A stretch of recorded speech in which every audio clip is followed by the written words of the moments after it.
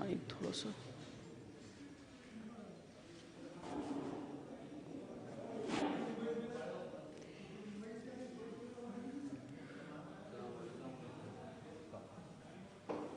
अल्लाहुम्मा सल्लि अला मुहम्मद व आलि मुहम्मद अल्लाहुम्मा सल्लि अला मुहम्मद व आलि मुहम्मद अल्लाहुम्मा सल्लि अला मुहम्मद व आलि मुहम्मद अऊज़ु बिल्लाहि मिनश शैतानिर रजीम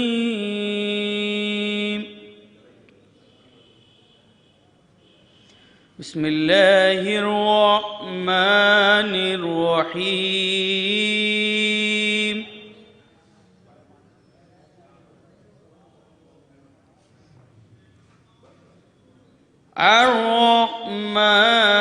अर्रहमान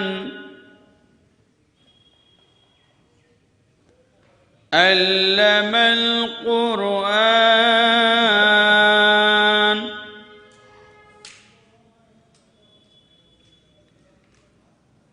खलक़ल इंसान अल्लमहुल बयान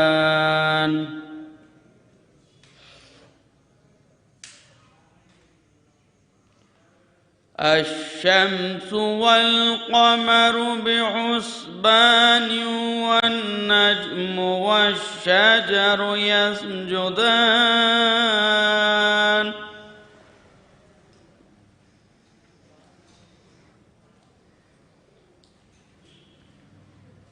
वस्समाअ रफ़अहा व वज़अल मीज़ान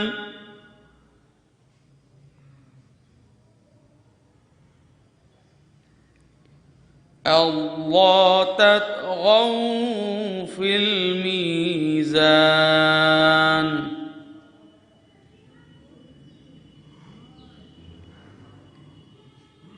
वअक़ीमुल वज़्न बिलक़िस्ति वला तुख़्सिरुल मीज़ान वल-अर्ज़ वज़अहा वन्नख़्ल ज़ातुल अक्माम वल-हब्बु ज़ुल अस्फ़ि वर्रैहान फ़बिअय्यि आलाइ रब्बिकुमा तुकज़्ज़िबान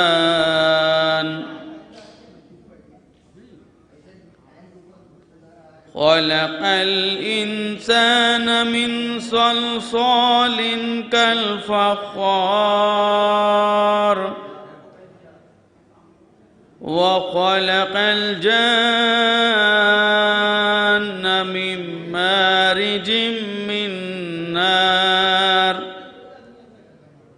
फ़बिअय्यि आलाइ रब्बिकुमा तुकज़्ज़िबान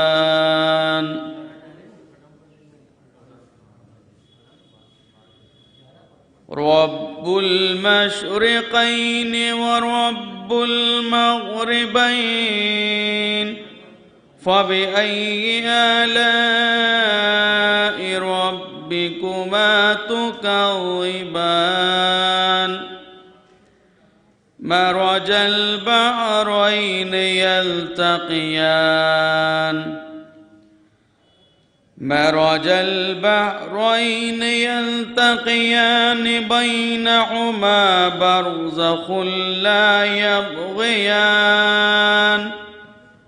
फ़बिअय्यि आलाइ रब्बिकुमा तुकज़्ज़िबान यख़रुजु मिनहुमा अल-लुअ्लुअ वल-मरजान फ़बिअय्यि आलाइ रब्बिकुमा तुकज़्ज़िबान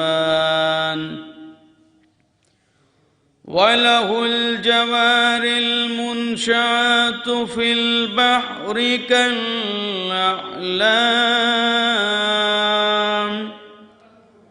فبأي آلاء ربها فان كل من عليها فان ويبقى وجه ربك ذو الجلال والإكرام فبأي آلاء ربكما تكذبان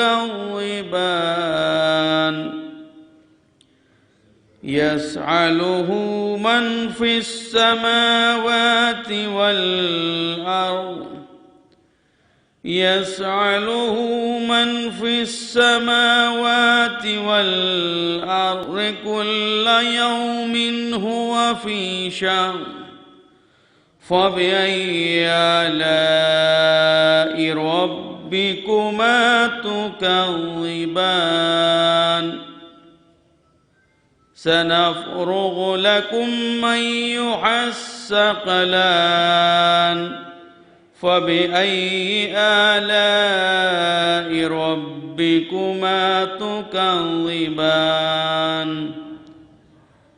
يا معشر الجن والإنس يا معشر الجن والإنس إن استطعتم أن تنفذوا من أقطار السماوات والأرض فانفذوا لا تنفذون إلا بسلطان فبأي آلاء ربكما تكذبان يرسل عليكما شواظ من نار ونحاس فلا تنتصران فبأي آلاء ربكما تكذبان فإذا انشقت السماء فكانت وردة كالدحان فبأي آلاء ربكما تكذبان فيومئذ لا يسأل عن ذنبه إنس ولا جان فبأي آلاء ربكما تكذبان يعرف المجرمون بسيماهم فيؤخذ بالنواصي والأقدام فبأي آلاء ربكما تكذبان هذه جهنم التي يكذب بها المجرمون يطوفون بينها وبين حميم آن فبأي آلاء ربكما تكذبان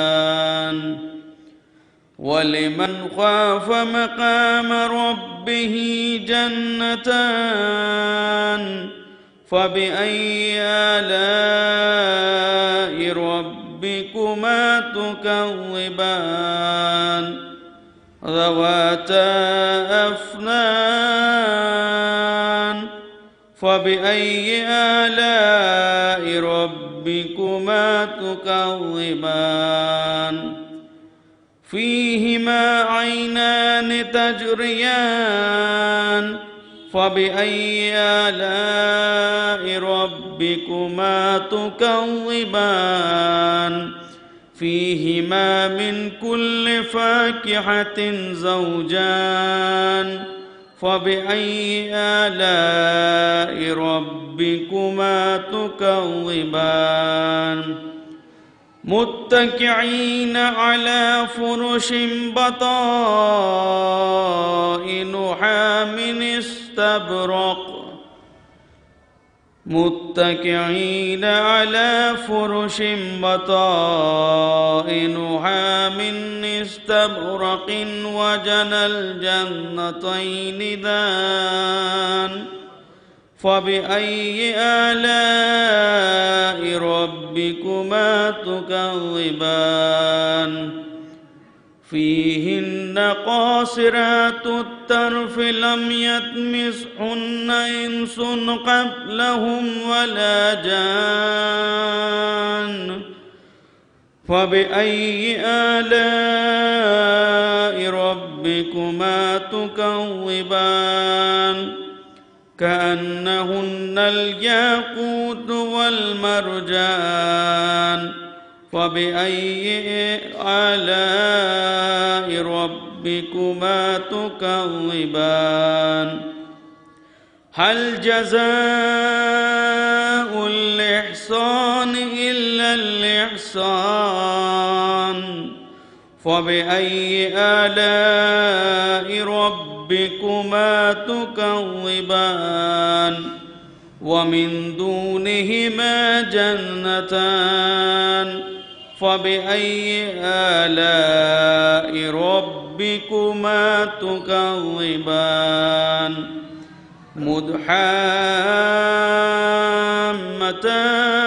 مدحامتان فبأي آلاء ربكما تكذبان فيهما عينان نضاختان فبأي آلاء ربكما تكذبان فيهما فاكهة والنخل ذات ورمان فيهما فاكهة ونخل ورمان فبأي آلاء ربكما تكذبان فيهن خيرات حسان فبأي آلاء ربكما تكذبان حور مقصورات في الخيام فبأي آلاء ربكما تكذبان لم يطمثهن إنس قبلهم ولا جان فبأي آلاء ربكما تكذبان متكئين على رفرف خضر وعبقري حسان فبأي آلاء ربكما تكذبان تبارك اسم ربك ذي الجلال والإكرام صدق الله العلي العظيم اللهم صل على محمد وآل محمد اللهم صل على محمد وآل محمد اللهم صل على محمد وآل محمد اقبل انت ان صلوات भेजने हैं हजरत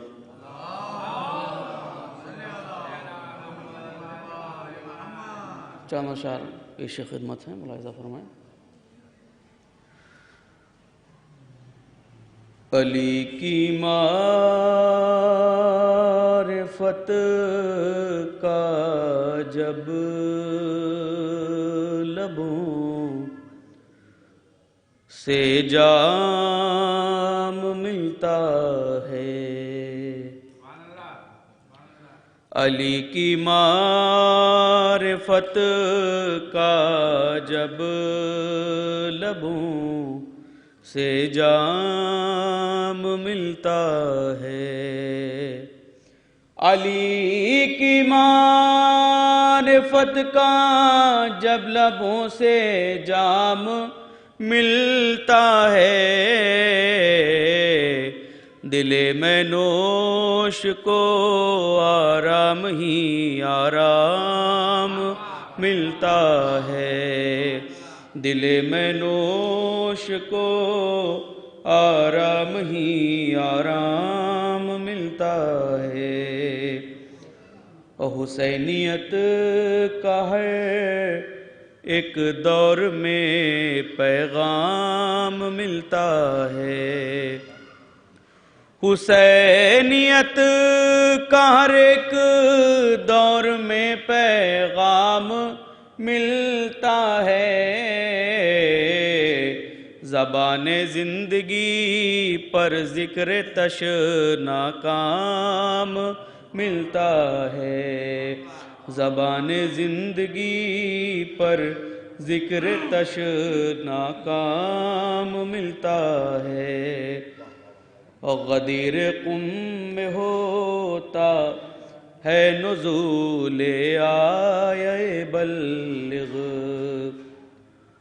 غدیر قم میں ہوتا ہے نزول آیہ بلغ، غدیر قم میں ہوتا ہے نزول آیہ بلغ،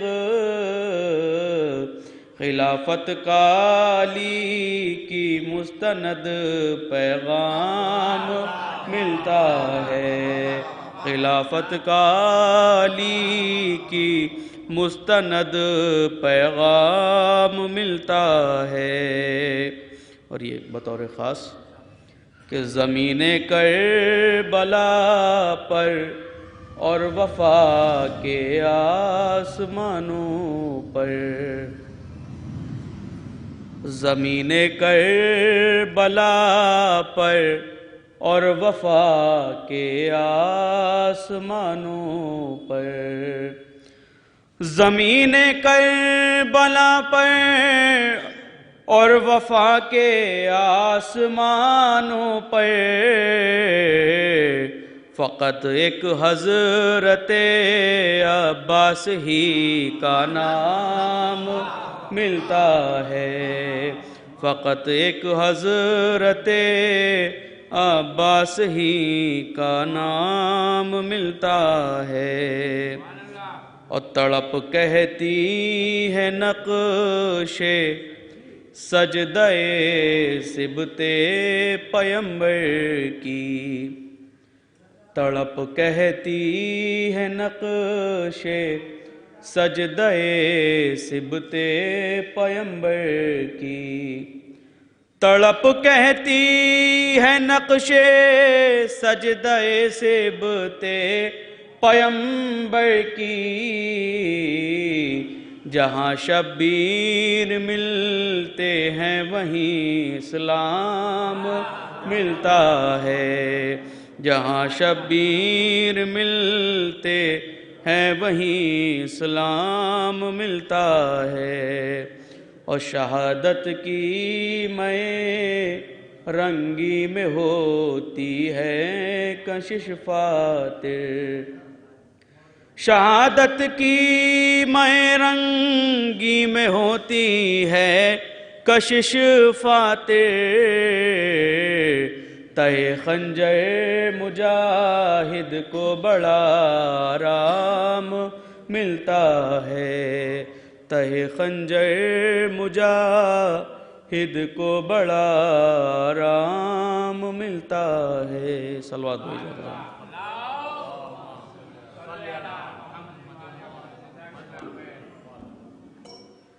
جزاک اللہ، مولا سلامت رکھے۔ یہ تھے جناب مرتضیٰ صاحب جو کہ تلاوت قرآن کے ذریعے مجلس کا آغاز کر رہے تھے، لہٰذا تمام مومنین سے التماس ہے کہ وہ جلد از جلد فرش عزا پر تشریف لے آئیں، اس لیے کیونکہ کلام پاک کے ذریعے مجلس کا آغاز ہو چکا ہے اور فضائل اہل بیت کے ذریعے بھی بہت اچھا کلام پیش کیا آپ نے۔ میں جناب شکیل نایاب صاحبان کی خدمت میں آنے سے پہلے 4 مصرے پیش کرتا ہوں۔ دیکھیے گا کہ موت جب صاحب کردار سے ٹکراتی ہے، موت جب صاحب کردار سے ٹکراتی ہے وہ تو مرتا ہی نہیں، موت ہی مر جاتی ہے۔ موت جب صاحب کردار سے ٹکراتی ہے وہ تو مرتا ہی نہیں، موت ہی مر جاتی ہے۔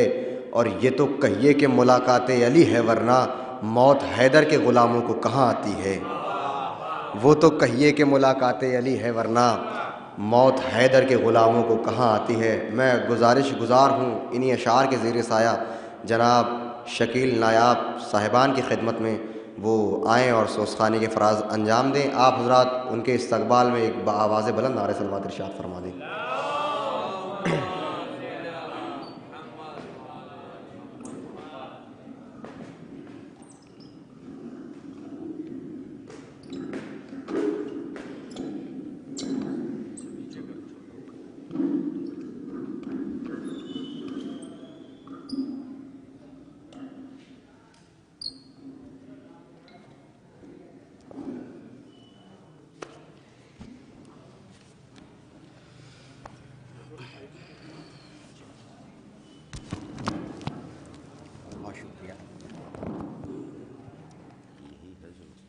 کر سکتا ہے۔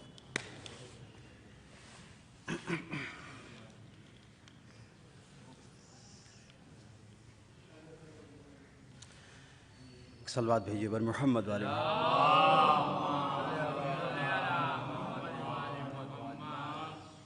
جناب شہزادہ گلری صاحب کا ایک مطلع اور ایک شعر، اور جناب آغا سروش صاحب کا کلام ساقی نامہ اس کی فرمائش ہے، وہ انشاءاللہ حاضر کریں گے۔ تو سماعت فرمائے ایک صلوات بھیجیے بر محمد والے دیکھیے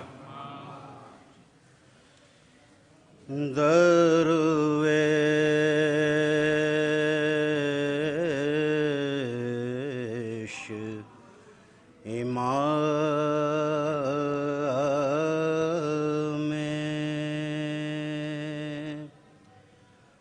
ازلی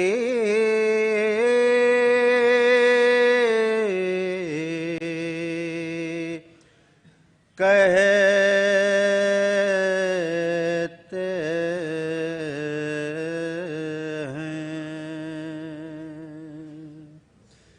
احمد کا وسیم تزلی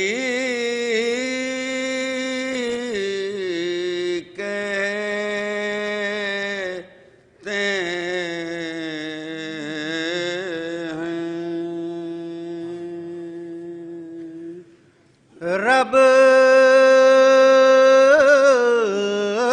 کہتا ہے حیدر کو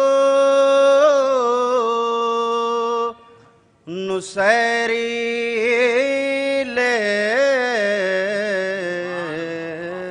لیکن ہم رب نصیری کو علی کہتے ہیں، درویش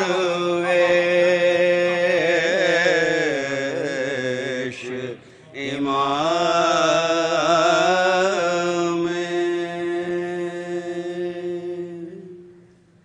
ایک صلوات بھیجیے بر محمد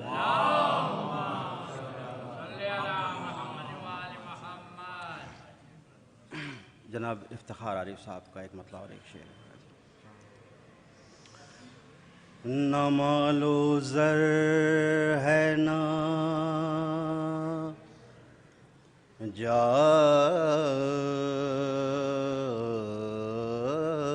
ہو حشم ہمارا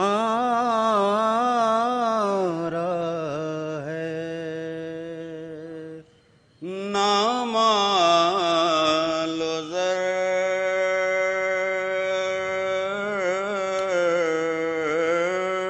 ہے نہ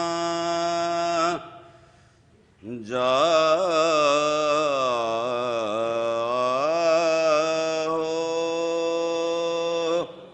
حشم ہمارا ہے،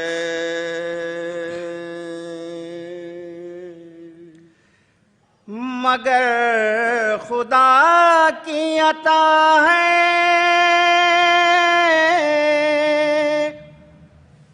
قلم ہمارا ہے،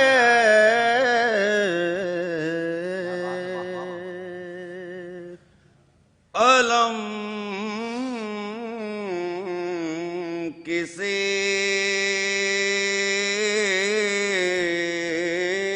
نے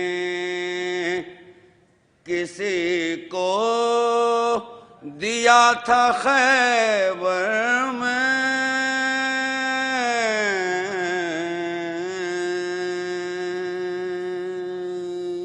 علم کسی نے کسی کو دیا تھا خیبر میں، وہ دن اور آج کا دن اب علم ہمارا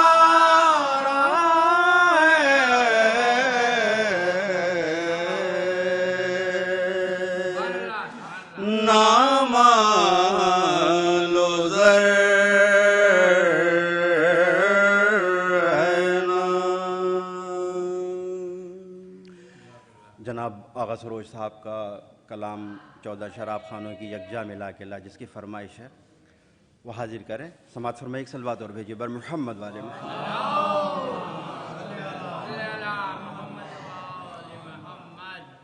گر کھینچنا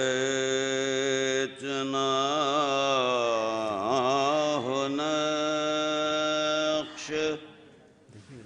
کوئی کامیاب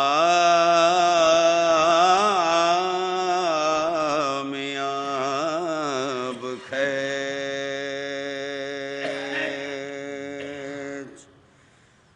قرطاس دل پاک سے رخ بو تراب کھینچ،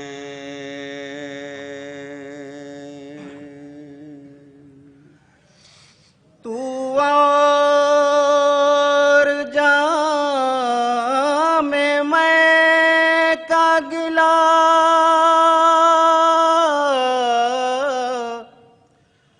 حیدری فقیر،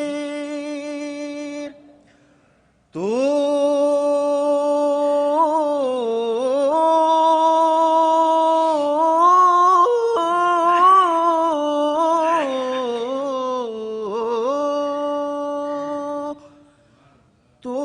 اور جام میں کا گلا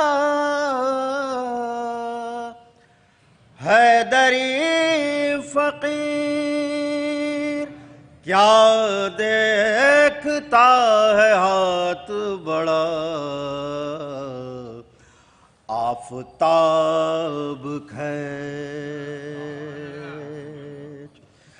14 شراب خانوں کی یکجا ملا کے لا،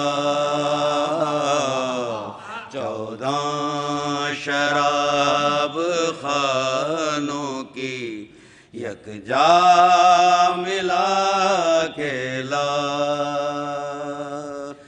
اے عمر جاویداں میرا ساغر اٹھا کے لا،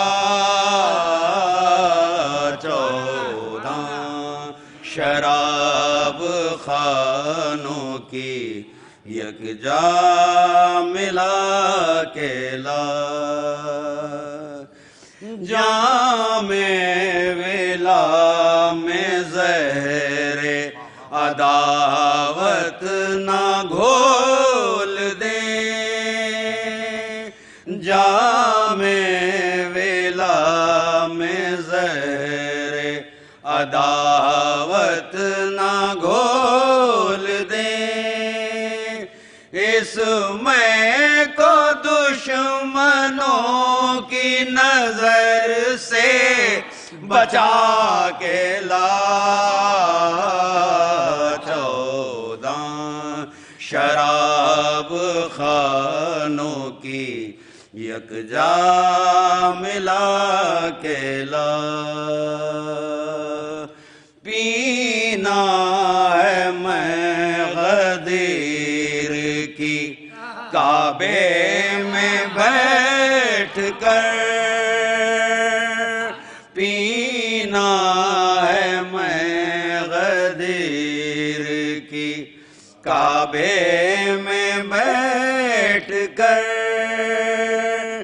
جو حاجیوں میں رند ہیں ان کو بلا کے لا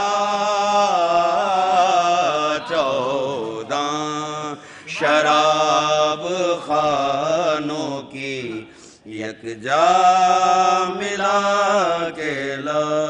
یہ بھی شعر خاص طور سے دیکھے گا. میں بھی تو پی کے دیکھوں نصیری تیری شراب. میں بھی تو پی کے دیکھوں نصیری تیری شراب. ایک دن ذرا سی میرے لیے بھی بچا کے لا. 14 شراب خانوں کی یکجا ملا کے لا. رکھتا ہے اس پوائز ناداں بری نظر. رکھتا ہے اس پوائز ناداں بری نظر. اس میں کو زیر دامن قرآن چھپا کے لا. 14 شراب خانوں کی یکجا ملا کے لا. گر ہو علی کی نیند کی معراج دیکھنا.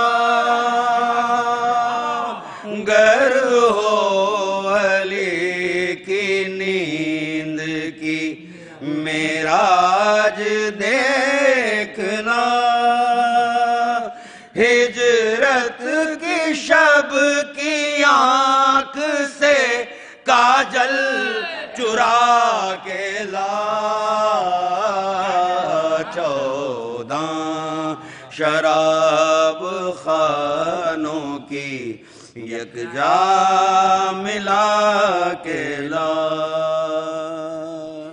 ہیں علی علی کے ترانے پموترز جو ہیں علی علی کے ترانے پموترز. ان کو دل رسول کی دھڑکن سنا کے لا. 14 شراب خانوں کی یکجا ملا کے لا. لے چل نجف کو رش کے مقدر کسی طرح. لے چل نجف کو رش کے مقدر کسی طرح. ایک مرتبہ مجھے میری جنت دکھا کے لا. 14 شراب خانوں کی یکجا ملا کے لا. دکھلا کے مفتیوں کو بخاری میں ان کے نام، دکھلا کے مفتیوں کو بخاری میں ان کے نام، زہرا کے قاتلوں بتبرا کرا کے لا 14 شراب خانوں کی یکجا ملا کے لا. تو حاصل کلام شعر سماعت ہوئی. اے جبرائیل آئے ہیں بالی پبوترام، اے جبرائیل آئے ہیں بالی پبوترام، جا جلد جا کے عرش سے کرسی اٹھا کے لا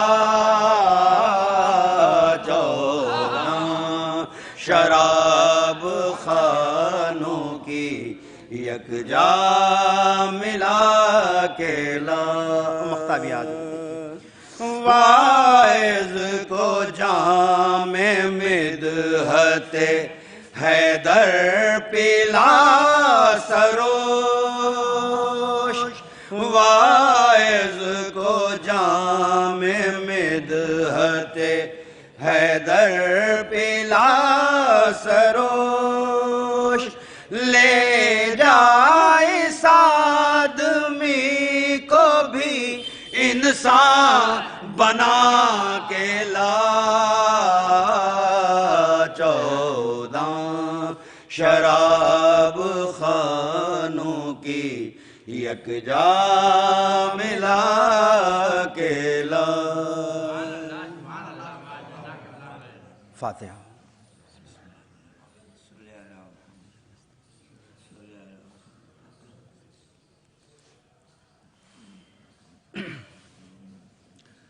مجرے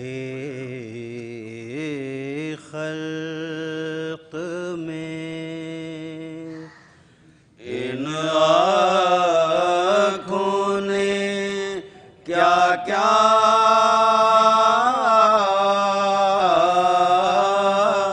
دیکھا،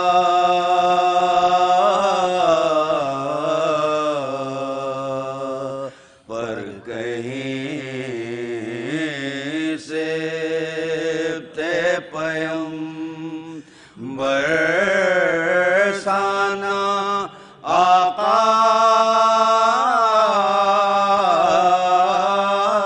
دیکھا،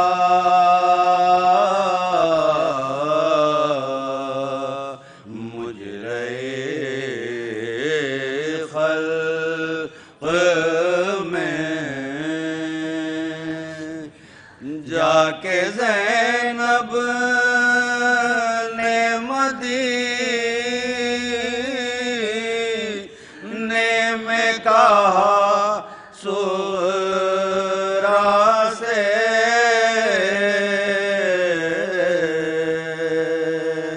کہوں کس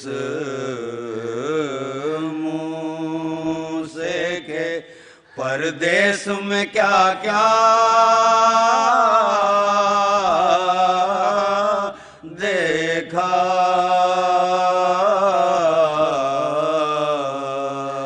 مجرے خلق میں نے دیکھا علی اصغر کا گلا خون میں تر،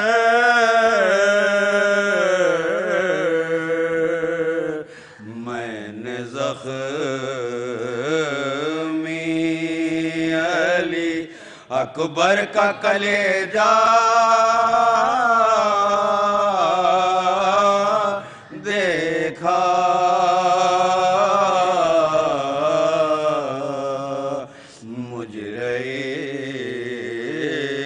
خلق میں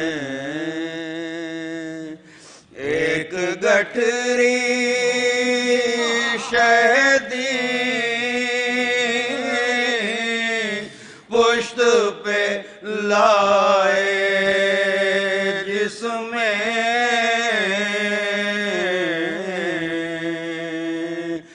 میں نے ٹکڑے ہوئے قاسم کا سراپا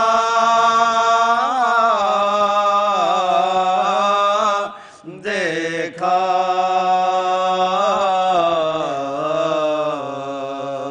مجرے خلق میں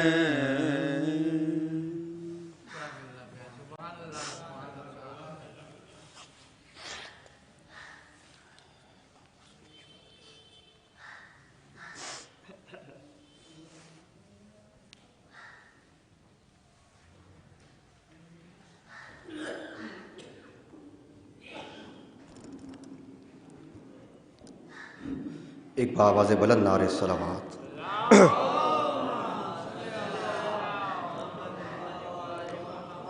جزاک اللہ، مولا سلامت رکھے جناب شکیل صاحب کو اور نایاب صاحب کو، بہت عمدہ سوسخانی کے فرائض انجام دے رہے تھے، اور دامن وقت میں گنجائش بھی نہیں ہے حضرات۔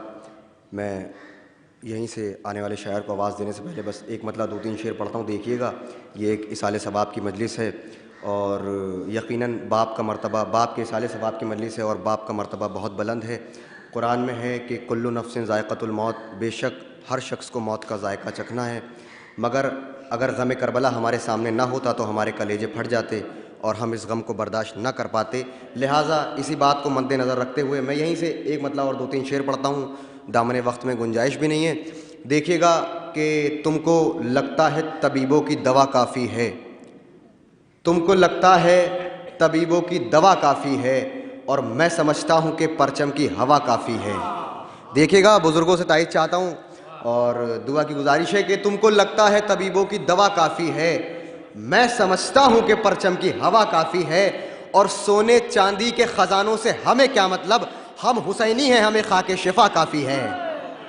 دیکھیے گا کہ تم کو لگتا ہے طبیبوں کی دوا کافی ہے، میں سمجھتا ہوں کہ پرچم کی ہوا کافی ہے، اور سونے چاندی کے خزانوں سے ہمیں کیا مطلب، ارے ہم حسینی ہیں، ہمیں خاک شفا کافی ہے۔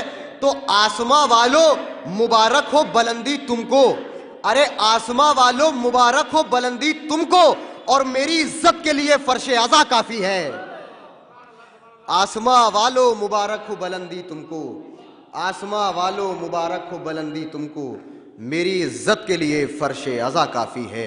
آئیے حضرات، انہی اشعار کے زیر سایہ میں گزارش گزار ہوں جناب فرحان علی پیہانوی صاحب کی خدمت میں وہ آئیں اور بارگاہ مولا میں نذرانِ عقیدت پیش کریں۔ آپ حضرات ایک درود سے ان کا استقبال کریں بآواز بلند نعرہ صلوات۔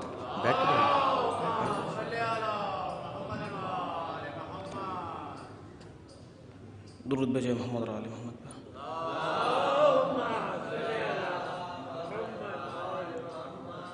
شاہ مصروں سے آغاز کرتا ہوں، راضا فرمائیں۔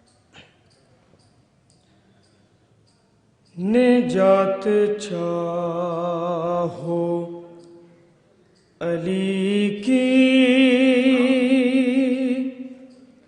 ولا تلاش کرو، نجات چاہو علی کی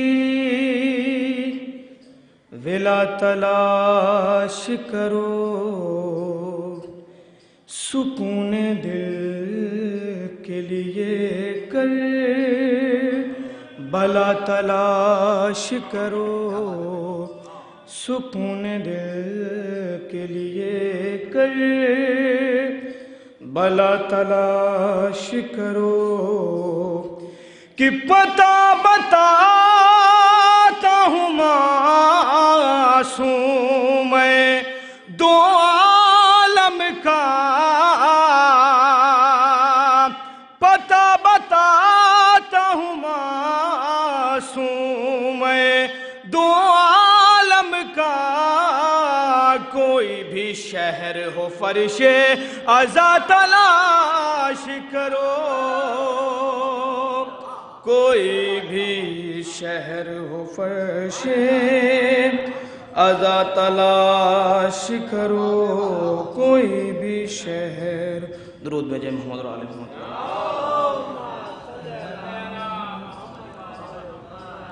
ایک مطلب دو تین شعر اور مطلب فرما حضرات. اب اس سے بڑا اور قصیدہ نہیں کوئی،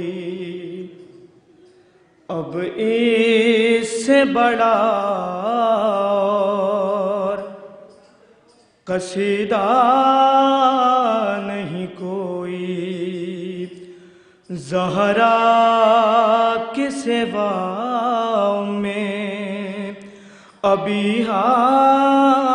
نہیں کوئی، زہرا کے سوا میں ابھی نہیں کوئی. تو تنہا ہے در فاطمہ زہرا کی فضیلت، بے اذن فرشتہ یہاں آتا نہیں کو. درود بھیجیں محمد اور آل محمد.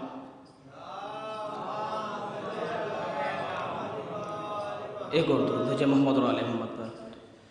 صلوات بھیجیں.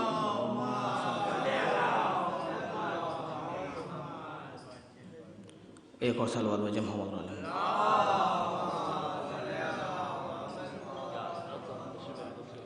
بے اذن فرشتہ یہاں آتا نہیں کوئی.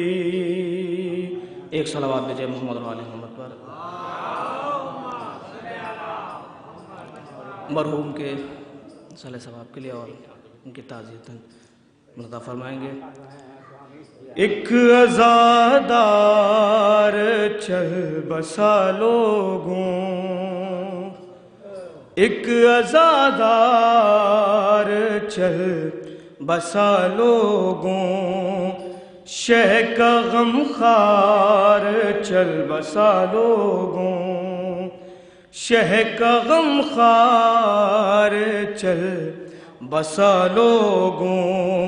ارے فرش مجلس کا جو بچھاتا تھا، فرش مجلس کا جو بچھاتا تھا، وہ عزادار چل بسا لوگوں، وہ عزادار چل بسا لوگوں.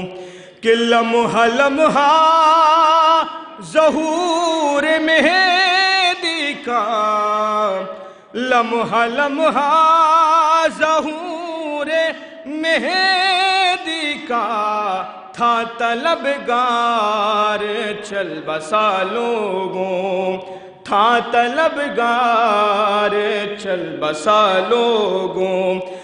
قاتلان جناب زہرا سے، قاتلان جناب زہرا سے، وہ تھا بیزار چل بسا لوگوں، وہ تھا بیزار چل بسا لوگوں.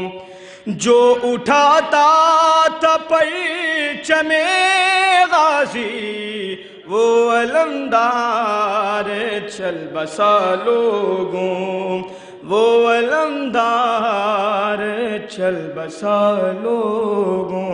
درود بھیجیں محمد. آئیے میں بغیر کسی تمہید کے گزار ہوں جناب عزادار اعظمی صاحب کی خدمت میں وہ آئیں اور بارگاہ مولا میں نذرانِ عقیدت پیش کریں. اور جو مومنین باہر تشریف فرما ہیں ان سے میری گزارش ہے کہ وہ فرش مجلس پر تشریف لے آئیں. جو بھی مومنین کسی کام کے تحت یا کسی مصروفیت کے تحت باہر تشریف فرما ہے ان سے میری گزارش ہے کہ وہ اندر تشریف لے آئیں، چونکہ مولانا موصوف بھی تشریف لا چکے ہیں. اور ایک نعرہ صلوات کا سہارا دیں آپ حضرات جناب عزادار اعظمی صاحب کو.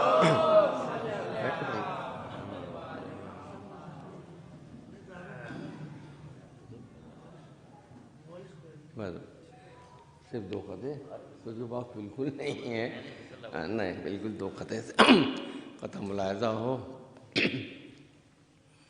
عشق حیدر اور رضا داری کی خدمت نے اسے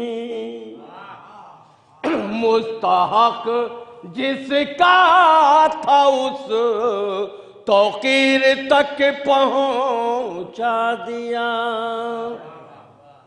او پاک کو پاکی عقیدے کا مسافر تھا وہ شخص، اس عقیدے نے اسے شبیر تک پہنچا دیا. اس عقیدے نے اسے شبیر تک پہنچا دیا. اور یہ آخری خطا، فلک سے کون یہ پیغام لے کے آیا ہے، چلے چلو تمہیں فردوس نے بلایا ہے. اور نصیب ہو گئی خاک شفا تمہیں، اختر کفن بھی پایا ہے تو کربلا کا پایا ہے. کفن بھی پایا.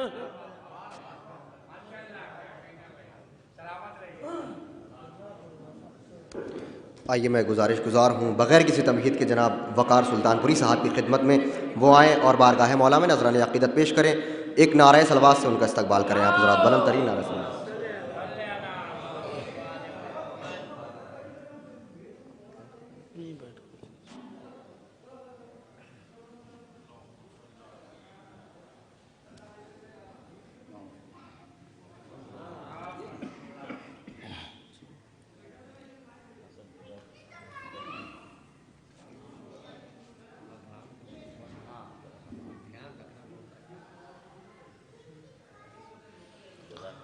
ایک مطلب 2 شعر 2-3 شعر بہت اختصار سے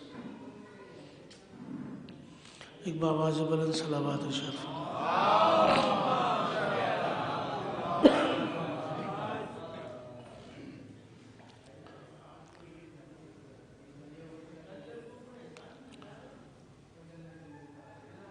آج تک پشیماں ہیں سوچ کر میرے آنسو، آج تک پشیماں ہیں سوچ کر میرے آنسو، غم تیرے زیادہ مختصر میرے آنسو، غم تیرے زیادہ مختصر میرے آنسو، غم تیرے زیادہ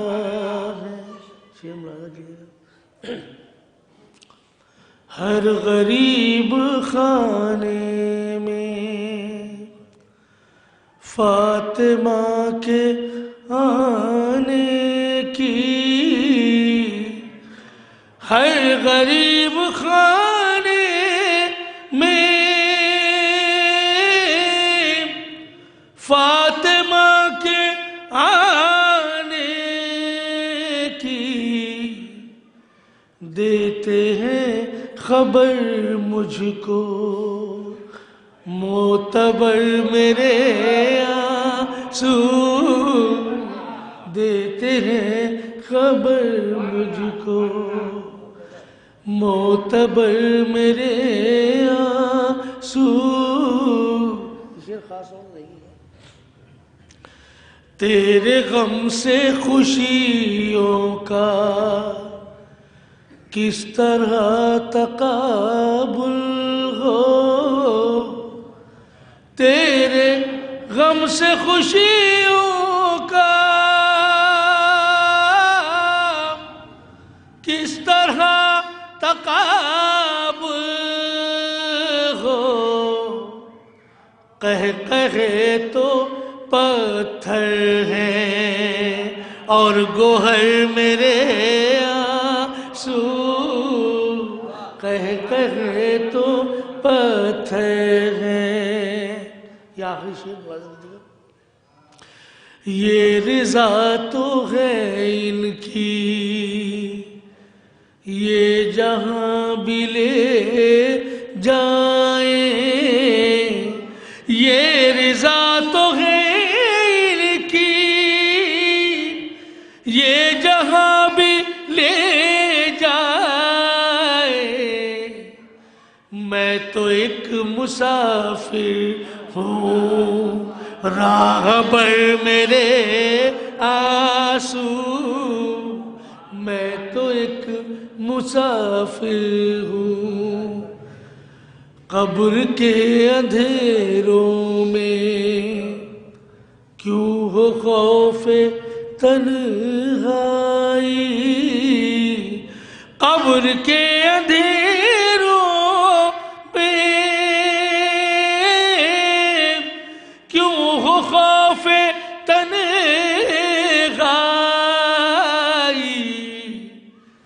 ہے وقار جنت تک ہم سفر میرے آنسو، ہے وقار جنت تک ہم سفر میرے آنسو، غم تیرے زیادہ ہے.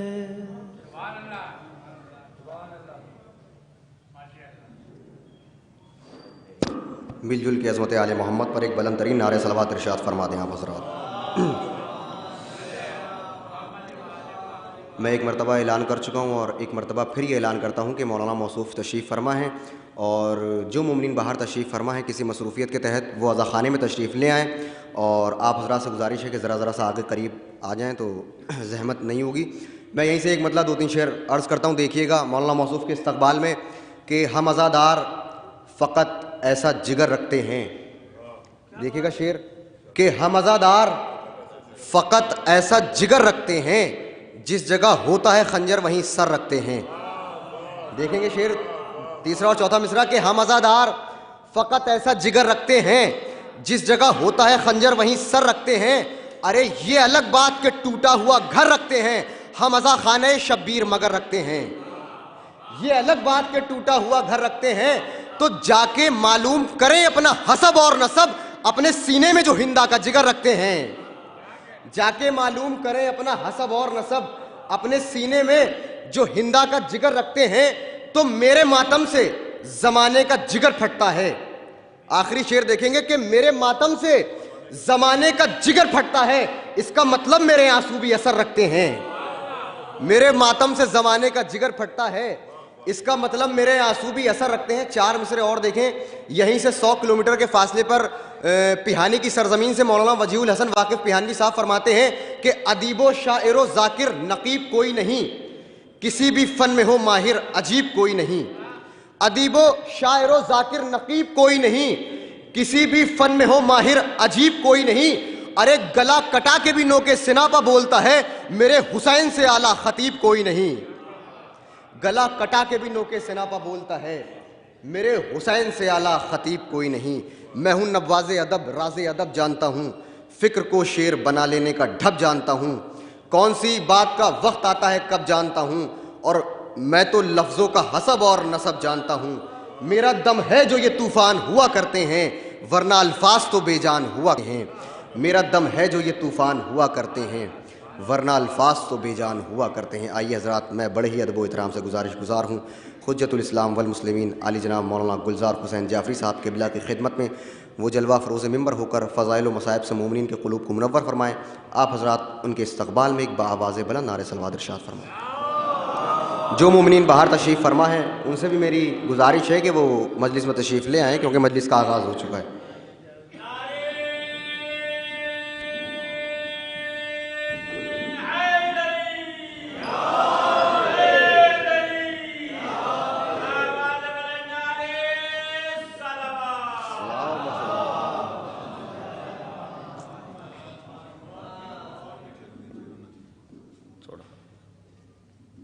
محمد وآل محمد صلوات رحم اللہ من قرأ الفاتحہ۔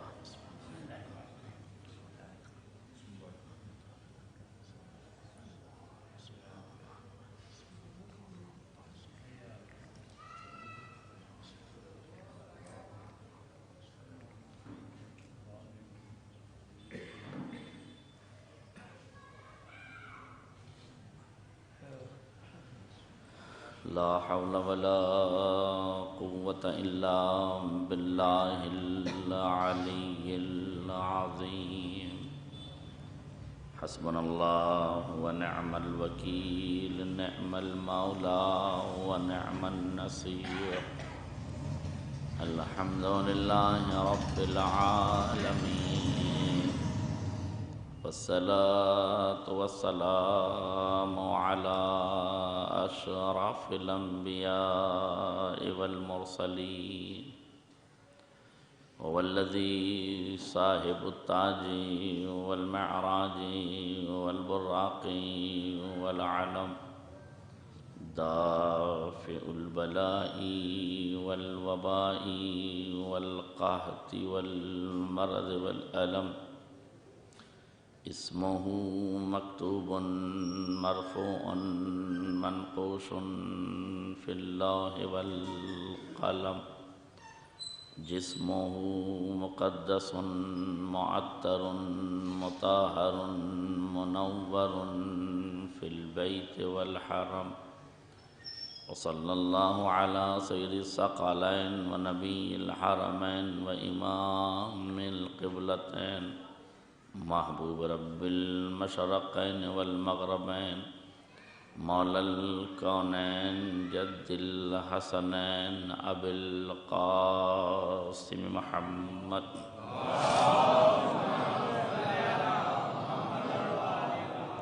وعلى آل بيته الطيبين الطاهرين المعصومين المظلومين، ولعنة الدائمة الباقية على أعدائهم أجمعين من الآن إلى قيام يوم الدين۔ أما بعد، فقد قال الله الحكيم في كتابه المجيد، بسم الله الرحمن الرحيم، تبارك الذي بيده الملك وهو على كل شيء قدير، الذي خلق الموت والحياة ليبلوكم أيكم أحسن عملا۔ صلوات محمد۔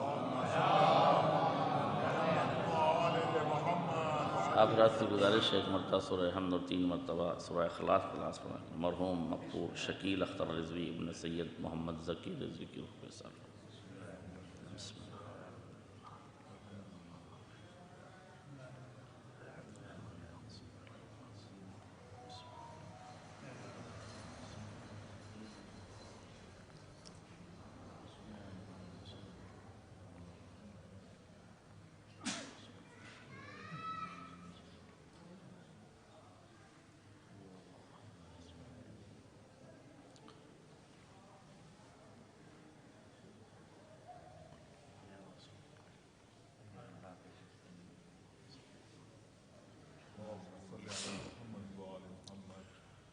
حضرات گرامی بزرگان ملت، دوستان عزیز، مجلس سال ثواب کی ہے اور وقت کافی ہو چکا ہے۔ بہرحال شعراء کرام کو میری وجہ سے بہت کم وقت ملا، یہ میرے لیے قابل افسوس ہے، اس لیے کہ یقین کیجئے کہ ایک شاعر جو کلام کہہ کے لاتا ہے وہ اس کی فکر کا عکاس ہوتا ہے، اس کا خون جگر ہوتا ہے جو وہ لفظوں کو شعر کے سانچے میں ڈھال کر صفحہ قرطاس پر اتارتا ہے۔ اس میں جولانی فکر ہوتی ہے، اس میں فکر کی روانی ہوتی ہے، تخیلات کی آمیزش ہوتی ہے، اور مسلسل ایک قصیدے کے لیے، ایک کلام کے لیے وہ ایک اچھا خاصا وقت لے کر تفکر و تدبر کی وادی میں قدم زن ہوتا ہے۔ آپ محسوس کریں، یوں ہی معصوم نے نہیں کہہ دیا کہ اگر شاعر ایک بیت کہے تو جنت میں ایک بیت اسے مل جاتا ہے، یعنی شعر کی بیت پر ایک گھر اسے جنت میں مل جائے۔ کیسے ہو سکتا ہے؟ ایک چھوٹا سا شعر کہہ دیا بیت مل جائے؟ نہیں ہو سکتا ہے۔ تفکر ساعت افضل من عبادت 70 سنہ، معصوم فرماتے ہیں کہ 1 گھنٹہ صحیح اور تعمیری سوچ 70 سال کی عبادت سے بہتر ہے۔ تو اگر 1 گھنٹہ صحیح سوچنا 70 سال کی عبادت سے بہتر ہے تو 1 گھنٹہ حسین کو سوچنا، آل محمد کو سوچنا، ذکر اہل بیت کو سوچنا، فکر کربلا تک پہنچنا، کربلا تک رسائی کرنے کی کوشش کرنا، اور کربلا کے لیے، امام حسین کے لیے، آل محمد کے لیے اشعار کہنا، یہ کوئی کم مرتبہ نہیں ہے۔ وقار بھائی، خطیب کے لیے ایک کھڑکی کھولنے کا وعدہ نہیں ہے معصومین کی طرف سے۔ آپ بتائیے، کہیں روایت میں بتائیے کہ ایک لفظ ملتا ہو کہیں روایت میں کہ خطیب اگر 1 گھنٹہ مجلس پڑھے تو اللہ جنت میں اس کے لیے ایک کھڑکی کھول دے گا؟ روایت میں خطیب کے لیے ایک کھڑکی کھولنے کا لفظ نہیں ہے، مگر شاعر کے لیے ایک بیت پر پورے گھر کی ضمانت معصوم نے لی ہے۔ شاید اس کی وجہ یہ ہے کہ ہم کتابوں سے پڑھتے ہیں، شاعر جو سوچ کے لکھ دیتا ہے وہ کتابوں میں لکھا جاتا ہے۔ ایک صلوات پڑھ دیں محمد اور آل محمد۔ اس لیے ظاہر ہے کہ جن کے رتبے ہیں سوا، ان کو سوا مشکل ہے۔ جب وہ تنگ ردیف اور قافیے میں گفتگو کرتے ہیں تو ان کے لیے لفظوں کی سجاوٹ بھی ہوتی ہے، الفاظ کے استعمال بھی ہوتے ہیں۔ اب یہ ایک الگ بات ہے کہ ہم 200 سال پرانے لفظوں کو اس دور کے زمانے میں استعمال کر کے یہ کہیں کہ یہ لفظ آج قابل استعمال نہیں ہے، تو ہمیں 200 سال پرانی زبان کو اس زبان میں لانے کے لیے کچھ تو اہل زبان تک رسائی کرنا پڑے گی، تاکہ ادبیات کے ماہرین تک پوچھا جائے کہ کیا معاملہ۔ میں کسی پہ طنز نہیں کر رہا ہوں، لیکن یہ بات سوچنے کی ہے کہ شعراء پر قلم اٹھانے سے پہلے ہمیں سوچنا چاہیے۔ یہ اور بات ہے کہ اب ایک جملہ اور میں کہہ دوں آپ کو کہ شاعری اور شعر گوئی بڑا نازک مرحلہ ہے۔ اگر عقیدے کی آمیزش نہ ہو تو شاعر بہت تیزی سے ڈگمگا جاتا ہے۔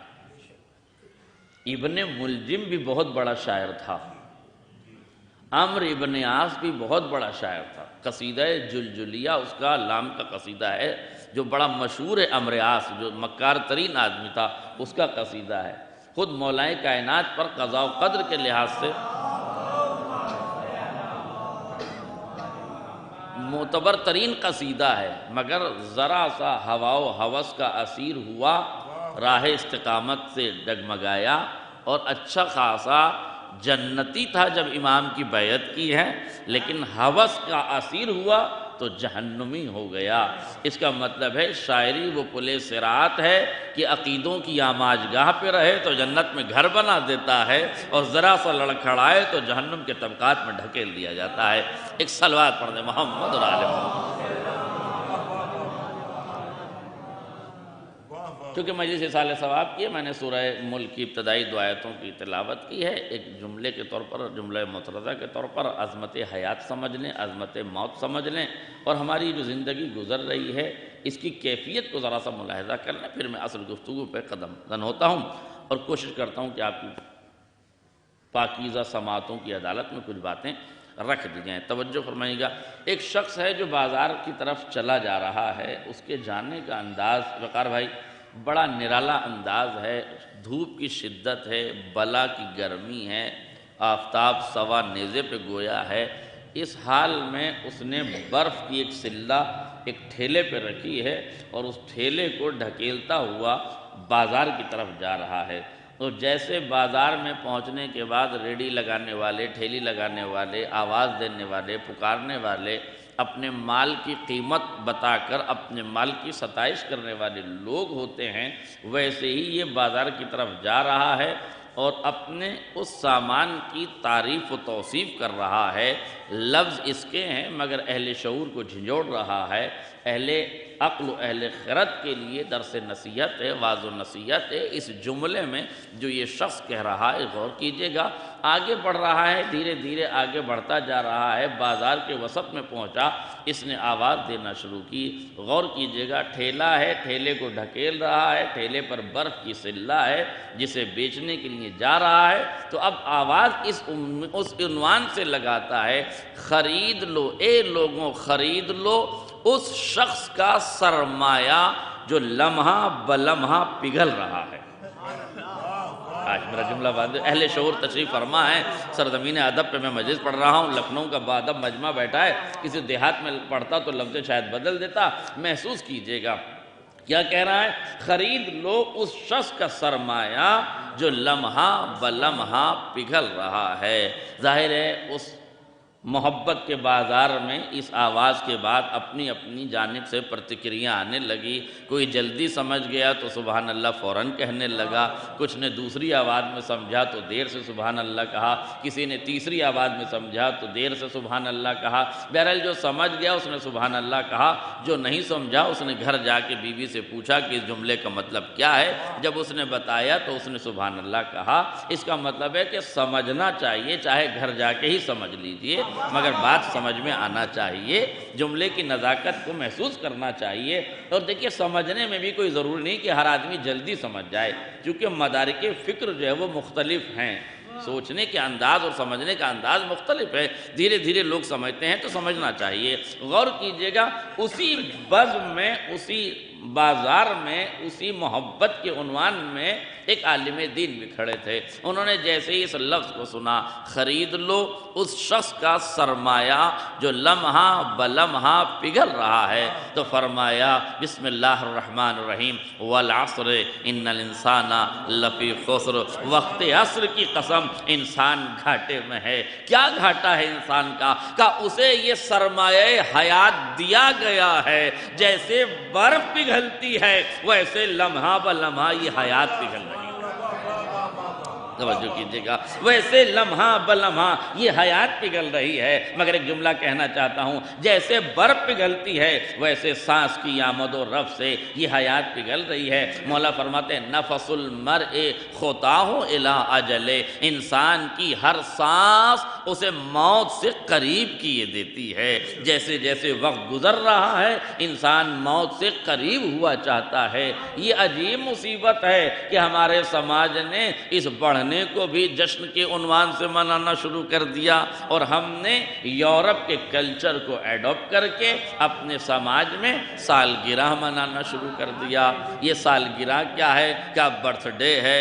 برتھ ڈے پہ کیا کیا جائے؟ کیا کیک کاٹے جائیں اس لیے کہ خوشی کا ماحول ہے؟ مجھے اس سے بحث نہیں ہے کہ کیک کاٹنا چاہیے یا نہیں کاٹنا چاہیے۔ شعراء تشریف فرما ہیں، ادبا بیٹھے ہوئے ہیں، اردو زبان جاننے والے بیٹھے ہیں، اہل ادب بیٹھے ہوئے ہیں، اس لیے ایک لفظ سے استفادہ کرنا چاہوں گا۔ حقیقت یہ ہے کہ جسے آپ سال گرہ سمجھ رہے ہیں، غور کیجئے گا، اور شعراء میری اس بات کی تائید کریں گے کہ الف اور ہے دونوں کا قافیہ ایک ہی ہے نا؟ الف اور ہے دونوں کا قافیہ ایک ہی ہے۔ اس عنوان سے بڑی آسانی سے سمجھیے کہ یہ سال گرہ نہیں ہے، ایک عمارت حیات سے ایک سال گرا ہے۔ اگر شاعری کا شعور بیدار ہو تو قدرت نے قافیہ بھی وہی رکھا۔ توجہ کیجئے گا، یہ سال گرا اصل میں نہیں ہے، یہ سال گرا ہے۔ ہم نے اس کو محسوس کرنا چاہیے کہ جیسے جیسے انسان آگے بڑھتا ہے ویسے ویسے وہ موت سے قریب ہوا چاہتا ہے۔ اب یہ انسان کی ذمہ داری، اور یاد رکھیے گا جب یہ معلوم ہو جائے کہ موت قریب ہے تو پھر تیاری بھی قریب ہونی چاہیے۔ اور کسے معلوم کہ کس کی موت کب آنا ہے؟ لا تدری نفس بأی ارض تموت، کوئی نفس یہ نہیں جانتا کہ اسے کب موت آنا ہے، کہاں موت آنا ہے، کیسے موت آنا ہے۔ اس لیے معصوم نے فرمایا کہ اگر انسان موت سے پہلے توبہ کر لے، توجہ، تو اللہ اس کے گناہ معاف کر دے گا۔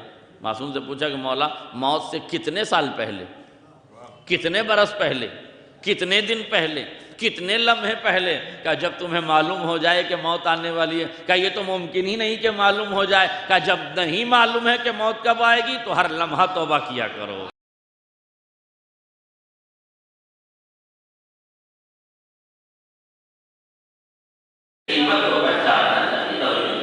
ہم جو اپنی زندگی کو برباد کریں، آج سب سے بڑا مومنین کا اور مجھے تعلق ہوتا ہے بے عقل لوگوں میں، ہمارے درمیان بھی عقل شعور سے خالی ہو چکے ہیں، ان لوگوں کا سب سے بڑا آج کل مجلسیں بہت ہو رہی ہیں۔ پہلے تو اتوار کو 40 میں ہوا کرتے تھے، اب جمعرات کو بھی، سنیچر کو بھی، اتوار کو بھی، کہیں چھٹی ملی نہیں اور آپ لوگوں نے مجلسوں کا جو ہے سلسلہ شروع کر دیا۔ مجلسیں بہت ہوتی ہیں، مجلسیں بہت ہوتی ہیں۔ مجھے آپ ایمان سے بتائیے، اگر آپ اپنی زندگی کے 24 گھنٹے کا جائزہ لیں تو ایمان سے بتائیے آپ اس 24 گھنٹے میں کتنے گھنٹے ایسے ہوں گے جو عبادت میں گزارتے ہیں۔ ہر آدمی یہ جانتا ہے کہ اس کی زندگی کے اکثر و بیشتر اوقات جو ہے وہ ضائع ہوتے ہیں، برباد ہوتے ہیں۔ ہوٹلیں آباد ہیں، حسین آباد کا بازار دیکھیے کتنا گرم ہے، چھوٹے امام باڑے کے سامنے جو گہما گہمی ہے، گاڑی لے کے جائیے تو مشکل ہو جاتا ہے نکلنا۔ یہ کون لوگ ہیں؟ یہ ہم اور آپ ہی تو ہیں، اپنے ہیں پرائے ہیں۔ ارے ہیں تو میم ہی بھائی، اکثر و بیشتر مسلمان ہی تو ہیں، لیکن دیکھیے ایک جمع غفیر ہے کھانے پہ اور دیگر چیزوں پہ۔ اس کے علاوہ آپ جہاں چلے جائیے، اسٹیڈیم میں چلے جائیے، کھیلنے کودنے چلے جائیے، جہاں دیکھیے وہاں وقت ہے، ضیاع ہے۔ کوئی یہ نہیں کہتا کہ 4 گھنٹہ ٹی وی کے سامنے بیٹھ کے، 4 گھنٹہ واٹس ایپ چلا کے، 4 گھنٹہ ہم انٹرنیٹ چلا کے کیا پا رہے ہیں، کیا حاصل کریں، کچھ بھی نہیں۔ قسم خدا کی یہ کرم ہے ملت تشیع پر حسین ابن علی کا کہ کم سے کم 1 گھنٹہ جب تم مجلس میں بیٹھتے ہو گناہوں سے محفوظ رہتے ہو، عبادتوں کے دائرے میں رہتے ہو، عصمتوں کے حصار میں رہتے ہو، معصومین کی نگاہوں میں رہتے ہو۔ اس سے بڑا شرف کسی قوم کو ملا ہی نہیں کہ مجلس میں آتے ہیں ایصال ثواب کے لیے، عصمتوں کے حصار میں 1 گھنٹہ بیٹھ کے چلے جاتے ہیں۔ ایک صلوات پڑھ دیں محمد اور آل محمد۔ کیا یہ معمولی بات ہے کہ ہم مجلس میں 1 گھنٹہ، 1.25 گھنٹہ، 1.5 گھنٹہ اگر آ کے بیٹھ جائیں تو پھر بھی انسان کو کھلتا ہے، صاحب مجلس لمبی ہو رہی ہے، مجلس دیر تک ہو رہی ہے، مجلس اتنی ہو رہی۔ میرے عزیزوں غور کیجئے گا، یہ خوش نصیبی ہے آپ کی کہ آپ کے مقدر میں حسین ابن علی کا ذکر آیا ہے، آپ کے مقدر میں غم حسین آیا ہے، آپ کے مقدر میں فرش حسین آیا ہے، آپ کے مقدر میں کربلا آئی ہے، آپ کے مقدر میں عزاداری آئی ہے، ورنہ یہ عزاداری سب کو میسر نہیں ہے۔ اور ایک جملہ یاد رکھیے گا، ایک عزادار کی مجلس ایصال ثواب ہے، اس لیے وقار بھائی یہ جملہ بھی قابل غور ہے۔ ایک عالم دین درس خارج دیتے تھے، ایران میں درس خارج دیتے تھے، روزانہ درس خارج دیتے تھے۔ ایک دن آئے درس سے پہلے کہنے لگے کہ رکو میں 5 منٹ کی مجلس پڑھوں گا۔ اچھا 5 منٹ کی مجلس پڑھیں گے، پڑھ دیجئے۔ انہوں نے 5 منٹ کی مجلس پڑھی، کہا روز اب ایسا ہی ہوگا، میں 5 منٹ مصائب پڑھوں گا یا فضائل پڑھوں گا اور اس کے بعد جو ہے درس پڑھاؤں گا۔ ان سے پوچھا آقا خیریت تو ہے، اچھا خاصا روزانہ درس ہوتا ہے، یہ 5 منٹ کی مجلس بیچ میں آپ نے کیوں اٹکا دی، خیریت؟ کہنے لگے اب سنیے گا بہت غور سے۔ کہا میں رات کو سویا تھا، میں نے خواب دیکھا کہ محشر سجا ہوا ہے، محشر سجا ہوا ہے، لوگوں کے حساب ہو رہے ہیں اور حساب کی لائنیں لگی ہوئی ہیں۔ میں نے دیکھا کہ میرے قبیلے کی 12 لائنیں لگی ہوئی ہیں، توجہ کیجئے گا، میں نے دیکھا کہ میرے قبیلے کی 12 لائنیں لگی ہوئی ہیں، ساری لائنیں ہیں جو چل رہی ہیں، توجہ کیجئے گا، ایک لائن ہے جو بہت تیزی سے چل رہی ہے اور ایک لائن ہے جو بہت آہستہ چل رہی ہے۔ میں نے سوچا کہ اس والی لائن میں تو جانا نہیں ہے جو بہت آہستہ آہستہ چل رہی ہے، اور اس لائن کو چھوڑنا نہیں ہے جو سب سے تیزی سے چل رہی ہے۔ ہوتا ہے نا کبھی آپ لائن میں لگی اور دیکھیے کہ ٹرافک کی لائن میں یا بہت سی جگہ پر آپ دیکھتے ہیں کہ وہ لائن لگی ہے تو آپ سوچتے ہیں کہ سب سے چھوٹی لائن میں چلے جائیں۔ تو اس نے کہا کہ میں سب سے چھوٹی لائن کی طرف بڑھا تو فرشتے نے میرا بازو تاما اور کرنے کے بعد پوچھنے لگا کہ سرکار آپ یہاں کیسے، اس لائن میں کیوں؟ تو میں نے پوچھا کہ یہ لائن کس کی ہے؟ کہا کہ جو دنیا میں جیسا تھا اسی کے حساب سے یہ لائنیں بنی ہوئی ہیں۔ آپ یہ بتائیے دنیا میں آپ کیا تھے؟ تو کون ہے جو اپنا درجہ کم بتاتا؟ انہوں نے کہا میں دنیا میں فقیہ تھا، مجتہد تھا، میری تقلید ہوتی تھی، میرا رسالہ عملیہ تھا۔ کہا اچھا آپ مجتہد تھے تو آپ کی یہ جو سب سے تیز چلنے والی لائن ہے یہ آپ کی نہیں ہے۔ کہا پھر کون سی لائن ہے؟ کہا اس لائن میں جائیے۔ اس نے جس لائن کا اشارہ کیا وہ سب سے آہستہ چل رہی تھی۔ توجہ کیجئے گا، میں نے کہا بس اتنا بتا دو یہ جو تیزی سے یہ 12 لائنیں کس کی ہیں؟ کہا تمہارے قبیلے کے 12 امام ہیں۔ ہر امام اپنے اپنے چاہنے والوں کا امتحان لے رہا ہے، ان کا حساب لے رہا ہے، حساب لے کے انہیں آگے بڑھا رہا ہے۔ تم یہ بتاؤ دنیا میں تم کیا تھے؟ کہا میں فقیہ تھا۔ کہا فقیہ تھے تو پھر اس لائن میں جاؤ۔ کہا وہاں کون ہے؟ کہا وہاں چھٹے آقا امام جعفر صادق علیہ السلام امتحان لے رہے ہیں، وہ حساب وہاں لے رہے ہیں۔ کہا اچھا وہاں جانا ہے۔ کہا یہ جو تیزی سے لائن چل رہی یہ کس کی ہے؟ کہا یہ حسین ابن علی کی لائن۔ ایک صلوات پڑھ دیں محمد العالم۔ تشریف لائیں جاتے جاؤ۔ کہا یہ حسین ابن علی کی لائن ہے۔ کہا یہ تیزی سے کیوں چل رہی ہے اور یہ آہستہ سے کیوں چل رہی ہے؟ توجہ کیجئے گا۔ کہا یہ آہستہ سے اس لیے چل رہی ہے کہ جب فقیہ حساب دینے کے لیے پہنچتا ہے تو امام پوچھتے ہیں یہ مسئلہ تم نے کہاں سے بیان کیا، اس کی آیت کیا ہے، اس کی روایت کیا ہے، اس کی دلیل کیا ہے، اس کے لکھنے کا مقصد کیا ہے، اس کے بتانے کا مطلب کیا ہے۔ اور کہا جب امام حسین کے پاس کوئی جاتا ہے تو اس لائن میں یہ پوچھا جاتا ہے تم حسین کے چاہنے والے ہو، بتاؤ تم دنیا میں کیا کرتے تھے؟ تم سوسخانی کرتے تھے، تم مرثیہ خانی کرتے تھے، تم خطابت کرتے تھے، تم علم اٹھاتے تھے، تم تعزیہ اٹھاتے تھے، تم عزاداری کرتے تھے۔ بس یہ پوچھا جاتا ہے اور حساب کے لیے آگے بڑھا دیا جاتا ہے۔ ایک صلوات پڑھ دیں محمد اور آل محمد۔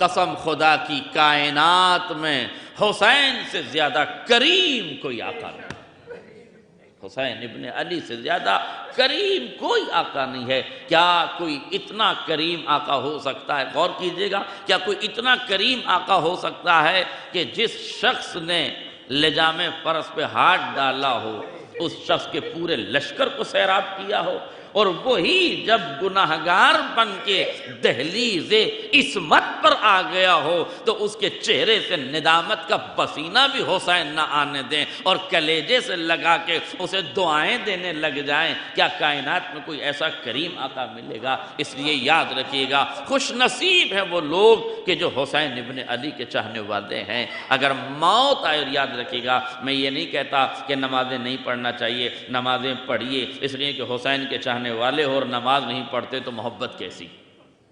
روزہ نہیں رکھتے اور حسین کے ماننے والے ہو تو محبت کیسی؟ تم اگر روزہ نہیں رکھتے تو کربلا کی پیاس کا احساس کر ہی نہیں سکتے، تم اگر سجدہ نہیں کرتے تو حسین کے سجدے کا احساس کر ہی نہیں سکتے۔ اگر حسین کے سجدے کا احساس کرنا ہے تو نمازیں پڑھ کے دیکھو، اگر حسین کی بھوک اور پیاس کا احساس کرنا ہے تو روزہ رکھ کے دیکھو۔ یہ روزہ رکھنا نہیں ہے، یہ ماہ احساس میں تمہارے شعور کی بیداری کا اعلان ہے۔ تم روزہ رکھو گے کربلا تمہارے سینے میں پنپتی چلی جائے گی، تم سجدہ کرو گے حسین کی محبت تمہاری وجود میں ارتقائی منزلیں طے کرتے چلی جائے گی۔ مگر یاد رکھنا قبر کی تاریکی میں صراط سے گزرنے میں جنت تک پہنچنے میں نہ سجدے بخشوا سکتے ہیں، نہ نمازیں بخشوا سکتی ہیں، نہ تمہاری عبادتیں بخشوا سکتی ہیں۔ اگر کوئی شے بخشوا سکتی ہے تو وہ محبت حسین ہے۔ اس لیے خبردار، ہر چیز دنیا کی بیچ دینا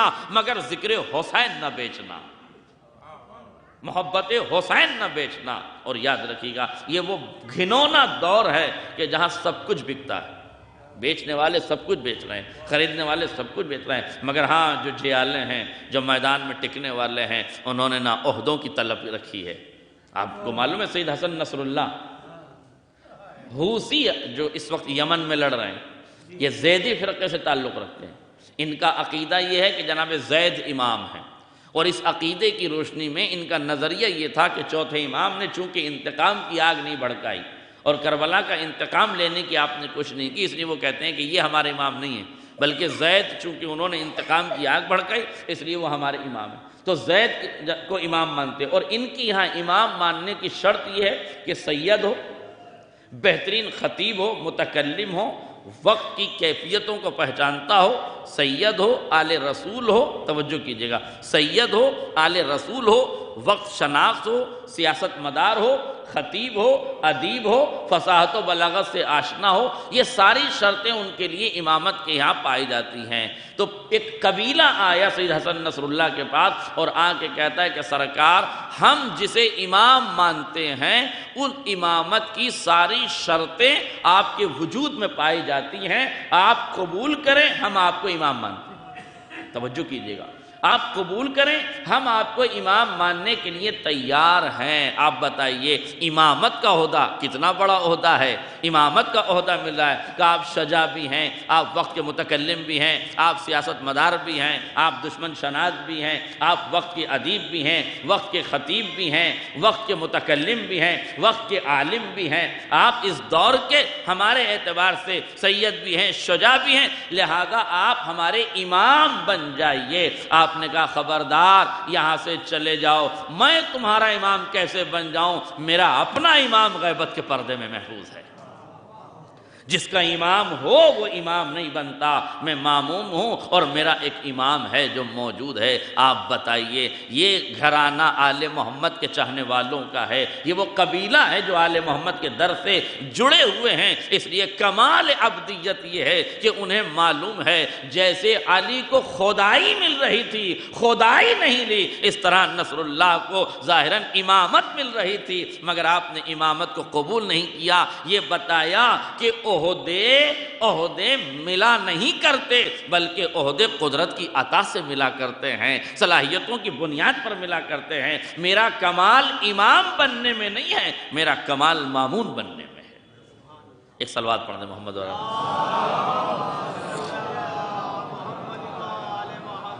یہ ایک طرف، اور دوسری طرف بن سلمان کے کو یہ کہلوایا گیا، بن سلمان نے، امریکہ اور اسرائیل نے بن سلمان کے ذریعے سے یہ کہلوایا کہ سید حسن نصر اللہ سے کہیے۔ اس بات کا خلاصہ ہاشم صفی الدین صاحب نے ان کی شہادت کے بعد کیا، جو ان کی جگہ پر آئے تھے، بہرحال وہ بھی شہید کر دیے گئے۔ انہوں نے یہ بیان دیا تھا اور ان کا بیان سوشل میڈیا پر موجود ہے، انہوں نے یہ بیان دیا تھا کہ سید حسن نصر اللہ کے بعد بن سلمان کی طرف سے یہ پیغام آیا تھا کہ مڈل ایسٹ میں جس ملک میں آپ چاہے رہیں ہم وہاں کا آپ کو کنگ بنائیں گے، سردار بنائیں گے، بادشاہ بنائیں گے، اور ہم آپ کو سید العرب قرار دیں گے، سید العرب کا تمغہ آپ کو دیں گے، ٹائٹل آپ کو سید العرب کا دیں گے، یعنی عرب کا سردار آپ کو بنائیں گے۔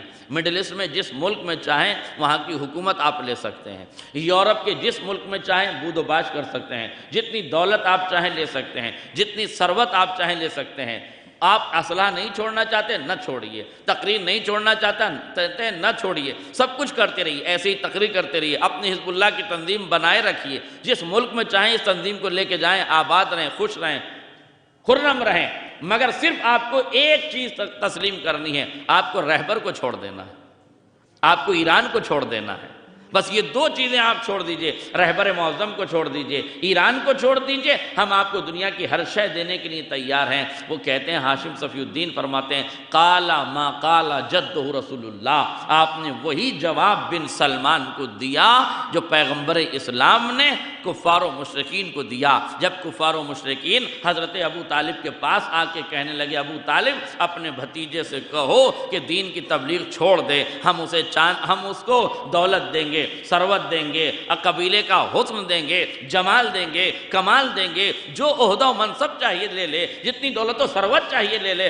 بس شرط یہ ہے کہ دین چھوڑ دے، اسلام چھوڑ دے، پیغام چھوڑ دے، وحدت چھوڑ دے، وحدانیت چھوڑ دے، توحید کا پرستار بننا چھوڑ دے، توحید کی تبلیغ چھوڑ دے۔ پیغمبر نے فرمایا، چچا جان ان عرب کے جاہلوں بددوؤں سے کہہ دیجئے اگر میرے ایک ہاتھ پہ چاند رکھ دیا جائے، ایک ہاتھ پہ سورج رکھ دیا جائے، کہکشائیں میرے قدموں میں بچھا دیے جائے، تب بھی میں ایک لمحے کے لیے پرچم توحید سے منحرف ہونے والا نہیں ہوں۔ یہی جواب سید حسن نصر اللہ نے دیا، کہا کل میرے جد نے جو کہا تھا آج میں پھر دوہرا دیتا ہوں، میرے ایک ہاتھ پہ چاند رکھ دو، ایک ہاتھ پہ سورج رکھ دو، کہکشائیں میرے قدموں میں رکھ دو، میں ایک لمحے کے لیے نہ ولایت کے روگردانی کرنے والا ہوں، نہ تشیع کا دامن چھوڑنے والا ہوں۔ میرے عزیزوں، یہ وہ دور ہے جہاں کھوٹے سکوں میں لوگ بک رہے ہیں، چند داموں میں لوگ بک رہے ہیں، جہاں آدمی کے اوقات لفافوں میں تول دی جا رہی ہے، اس دور میں اگر کوئی ایسا جری و بہادر انسان گزر رہا ہے کہ جہاں اپنے کردار پہ کوئی داغ نہیں آنے دیا، شہادت قبول کر لی، آپ کو 85 ٹن بارود اس پہ مارا گیا، 85 ٹن بارود، معمولی بات ہے۔ 6 بلڈنگوں پر ایک ساتھ حملہ کیا گیا۔ اور کیوں حملہ کیا گیا 6 بلڈنگوں پر ایک ساتھ؟ کہا اس لیے کہ لوکیشن معلوم نہیں تھی، صحیح لوکیشن کا پتہ نہیں تھا۔ 6 بلڈنگیں تھی، اس لیے کہا اس بلڈنگ میں ہوں گے کہ اس بلڈنگ میں ہوں گے، اس بلڈنگ میں ہوں گے۔ 6 بلڈنگوں میں الگ الگ 85 ٹن بارود اسرائیل نے مارا۔ اور جب جمعے کے دن یہ بارود مارا گیا، حملے کیے گئے، سنیچر کو شام کو حزب اللہ کی ویب سائٹ نے یہ کلیئر کیا کہ ہاں سید کی شہادت ہو گئی ہے۔ اور اتوار کی صبح میں، غور کیجئے گا، اتوار کی صبح میں اسرائیل کے ٹویٹر ہینڈل اکاؤنٹ سے یہ اعلان ہو گیا کہ ہم نے سید حسن کو شہید کر دیا ہے، اب ہم نے اگلا نمبر رہبر معظم کا لگایا ہے، اگلا نمبر ہم نے سید علی خامنائی کا لیا ہے، اور اب ہمارا ٹارگٹ وہ ہے، اب ہم ان کو شہید کریں گے۔ یہ اعلان ہوا اتوار کی صبح میں، اور اتوار کی شام کو رہبر معظم نے اپنے ٹویٹر ہینڈل اکاؤنٹ سے یہ اعلان کروایا کہ یہ بتا دو کہ اگلا جمعہ ہم پڑھائیں گے۔ محسوس نہیں کیا آپ نے؟ کیا کہا؟ اگلا جمعہ ہم پڑھائیں گے۔ کب اعلان ہو رہا ہے؟ اتوار کے دن یہ اعلان کیا، اگلا جمعہ ہم پڑھائیں گے، اگلا جمعہ ہم پڑھائیں گے۔ سرکار آپ کو جمعہ پڑھانا تھا، جمعرات کو اعلان کر دیتے۔ کہا علی کے خاندان کے شہزادے نے بات کہی ہے، دنیا کو معلوم ہے یہ تشیع کا قبیلہ ہے، یہ جمعہ جمعے ہی کو پڑھاتا ہے، ضرورت میں بدھ کو نہیں پڑھا دیتا۔ تو سرکار آپ کو اعلان کرنے کی کیا ضرورت ہے؟ آپ اسی دن پڑھا دیتے۔ کہ دشمن اپنے آپ میں اتنا فخر کر رہا ہے کہ ہم نے انہیں مار دیا ہے، اب آپ کا نمبر لگایا ہے تو 4 دن پہلے میں اعلان کر دیتا ہوں تاکہ تم تیاری کر لو، بعد میں یہ نہ کہہ دینا کہ تیاری کا موقع نہیں دیا۔ غور فرمائیے، تیاری کا موقع نہیں دیا۔ کہ سرکار وہاں شہادت ہو چکی ہے، 85 ٹن بارود ڈالا جا چکا ہے، سید حسن نصر اللہ کو شہید کیا جا چکا ہے، ایک بہترین کمانڈر جام شہادت نوش کر چکا ہے، اب آپ اعلان کر رہے ہیں جمعہ ہم پڑھائیں گے۔ کہ یہ بھی تو دشمن کو پتا ہو، اس نے 6 جگہ اس لیے حملے کیے تھے کہ لوکیشن پتا نہیں تھی، تمہیں وہاں لوکیشن معلوم نہیں تھی نا، اب یہاں ہم تمہیں لوکیشن بتاتے ہیں۔ تہران میں نماز جمعہ ہوگی، کوئی معمولی بات نہیں ہے۔ دشمن کی آنکھوں میں آنکھیں ڈال کے لوکیشن بتا کے جمعے کا دعویٰ کرنا اور جمعہ پڑھانے کی کہنا، یہ کہنا نہیں تھا، بتا رہے تھے دشمن کے سینے پہ چڑھ کے اتر جانے کا لطف کوئی آل محمد سے سیکھے۔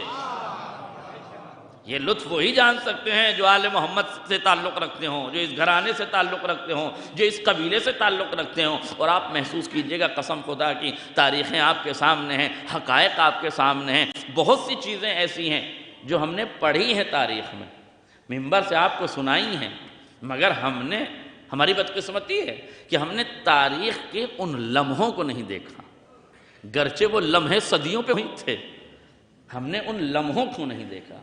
کیا ہم نے مولا کائنات کو لیلۃ الحریر میں جنگ کرتے کرتے جب نماز کا وقت آیا اور مصلی بچھا دیا تو برستے ہوئے تیروں میں نماز اطمینان سے ادا کیسے کی جاتی ہم نے نہیں دیکھا؟ توجہ کیجئے گا، فرزند رسول کربلا میں آخری سجدہ کر رہے ہیں، چاروں طرف سے تیر برس رہے ہیں، امام سجدہ کر رہے ہیں، کیا اس کیفیت کو کسی نے دیکھا؟ شب ہجرت کفار و مشرکین نے گھر گھیر لیا ہے، علی اطمینان سے سوئے ہیں، کیا ان تاریخی واقعات کو ہم نے دیکھا ہے؟ نہیں، ہم نے پڑھا، آپ کو سنا دیا، غور کیجئے گا۔ مگر سوال یہ ہے، ہم نے پڑھا، ہمارا عقیدہ ہے، ہمارا یقین ہے، ہم دنیا تک پہنچا رہے ہیں، جو پڑھ رہے ہیں وہ یقین کے ساتھ، جو پڑھ رہے ہیں وہ یقین کے ساتھ، جو بیان ہے وہ یقین کے ساتھ، مگر آپ ایمان سے بتائیے وہ لمحے ہم نے دیکھے تو نہیں ہیں، وہ اطمینان ہم نے دیکھا تو نہیں ہے، وہ اطمینان، وہ لمحات ہم نے نہیں دیکھے۔ خوف ہوتا ہے، ہراس ہوتا ہے، دہشت ہوتی ہے، وحشت ہوتی ہے، پریشانیاں ہوتی ہیں، جو چہرے پہ پریشانی ہوتی ہے جو پیشانی کی لکیروں پہ عیاں ہو جاتی ہے، مگر آپ ایمان سے بتائیے پوری دنیا کا میڈیا دیکھ رہا تھا کہ نہیں؟ جب جمعے کا اعلان ہوا، جمعے کا دن ہوا، رہبر آئے، خرامہ خرامہ چلتے ہوئے آئے، پیشانی پر سلوٹیں نہیں تھی، چہرے پہ خوف کے آثار نہیں تھے، آنکھوں میں دہشت نہیں تھی، چہرے پہ وحشت نہیں تھی۔ کیا کوئی دنیا کا آدمی یہ بتا سکتا ہے کسی جھوٹے سے جھوٹے بکے ہوئے چینل نے یہ لکھا ہو یا پڑھا ہو یا بتایا ہو تو بتاؤ کہ رہبر گھبرا رہے تھے؟ رہبر کے چہرے پہ ارتعاش تھا، رہبر پریشان تھے، رہبر کو پریشانی تھی؟ نہیں میرے عزیزوں، کسی نے نہیں کہا کہ پریشان تھے، سب نے یہی کہا بڑا اطمینان تھا، بڑی بہادری تھی، بڑی شجاعت تھی۔ میں دنیا کو کہنا چاہتا ہوں اگر لیلۃ الحریر نہیں دیکھی ہے تو جمعہ دیکھو، شب ہجرت نہیں دیکھی ہے تو جمعہ دیکھو، اور محسوس کرو جب غلاموں کے غلام کا یہ عالم ہے تو آقا کی ہیبت و شجاعت کا کیا عالم ہے؟ سوچئے قسم خدا کی اتنی نسلیں گزرنے کے بعد جب علوی خاندان کے چشم و چراغ اور شہزادوں کا یہ عالم ہے کہ دنیا کا سب سے سپر پاور کہے جانے والا ملک یہ کہہ چکا ہے کہ ہم حملہ کرنے والے ہیں، اس حملے کے باوجود بھی، کہنے کے باوجود بھی کہ ہم حملہ کریں گے، ہم نے ٹارگٹ کیا ہے، لوکیشن بتا کے جمعہ پڑھانے کے لیے چلے جانا، اطمینان سے سجدہ کرنا، اطمینان سے رکوع کرنا، اطمینان سے نماز پڑھنا۔ جب بھی نماز پڑھاتے تھے جمعہ پڑھا کے چلے جاتے تھے، اس بار جمعہ بھی پڑھایا، ظہر بھی پڑھائی، رکے بھی رہے کہ دشمن یہ نہ کہہ دے کہ جلدی چلے گئے، جلدی میں تھے، خوف میں تھے۔ یہ دنیا جمعہ نہیں دیکھ رہی تھی، یہ غلاموں کا غلام ہے، مگر دنیا کو آقاؤں کی ہیبتوں کے نقشے دکھا رہا تھا۔ اپنے تو اپنے، دشمن تو دشمن، اپنے بھی پریشان تھے۔ یہ رہبر نے کیا کر دیا؟ اتنا بڑا وعدہ کر دیا، اتنا بڑا دعویٰ کر دیا، حملہ ہو گیا تو کیا ہوگا، اب ہو گیا تو کیا ہوگا؟ ان احمقوں نے سمجھا ہی نہیں ہے، جس نے اعلان کیا وہ وقت کا مرجع ہی نہیں ہے، بلکہ وہ نائب امام ہے، اور نائب امام اتنا بڑا فیصلہ اپنے ہوا و ہوس سے نہیں لیتا بلکہ غیب کی طاقت سے لیتا ہے، غیب کی طاقت سے لیتا ہے۔ اور یہی وجہ یاد رکھیے گا، حزب اللہ میں اور اسرائیل میں طاقت کو کوئی توازن نہیں ہے۔ یہ انجمن ہے ایک حزب اللہ چھوٹی سی، اور اسرائیل ایک ملک ہے، لیکن اس ملک کو نہ کو چنے چبائے ہیں حزب اللہ نے۔ تو کیا آپ سمجھتے ہیں کہ طاقت کے بلبوتے پر؟ نہیں میرے عزیزوں، یہ طاقت کے بلبوتے پر نہیں ہے، یہ حوصلے ہیں، یہ ایمان باللہ کی طاقت ہے، یہ ایمان بالرسالت کا نظریہ ہے، یہ کربلا کو سوچنے اور سمجھنے کا نتیجہ ہے، یہ کربلا کو پڑھ کے سمجھ لینے کا نتیجہ ہے۔ اسی لیے خود سید حسن نصر اللہ نے کہا تھا ان الامریکہ والصہاینہ یظنون ان رمز قوتنا هو صلاحنا، یہ امریکہ اور اسرائیل یہ سوچتے ہیں کہ ہماری قوتوں کا راز یہ ہمارے اسلحے ہیں۔ نہیں میرے عزیزوں، کیا یہ ہماری قوتوں کا راز یہ کلاشنکوف نہیں ہے، ہماری قوتوں کا راز یہ بم نہیں ہے، ہماری قوتوں کا راز یہ اسلحے نہیں ہے۔ اِنَّا رَمْزَ قُوَّتِنَا هُوَ ذَاتُ مُحَمَّدٍ، ہماری قوتوں کا راز محمد کی ذات ہے۔ اللہ اکبر، کون ہے؟ ہماری قوتوں کا راز محمد کی ذات ہے۔ ہاتھوں کو جوڑ کے کہوں گا سید شہید سرکار، یہ آپ کیا کہہ رہے ہیں؟ محمد تو اب دنیا میں ہے نہیں، آپ کی قوتوں کا راز کون سا محمد ہے؟ کیا نادان ذاکر تجھے پتہ ہی نہیں؟ محمد دنیا سے جاتے ہی نہیں ہیں، ایک محمد جاتا ہے تو دوسرا آتا ہے، دوسرا جاتا ہے تو تیسرا آتا ہے، ایک ذات محمد ہے جو غیب کے پردے میں ہے۔ ہم نہیں لڑ رہے ہیں، وہ قوت ہماری ہے، وہ قوتوں کا راز ہے جس راز پر ہم یہ ساز بجا رہے ہیں۔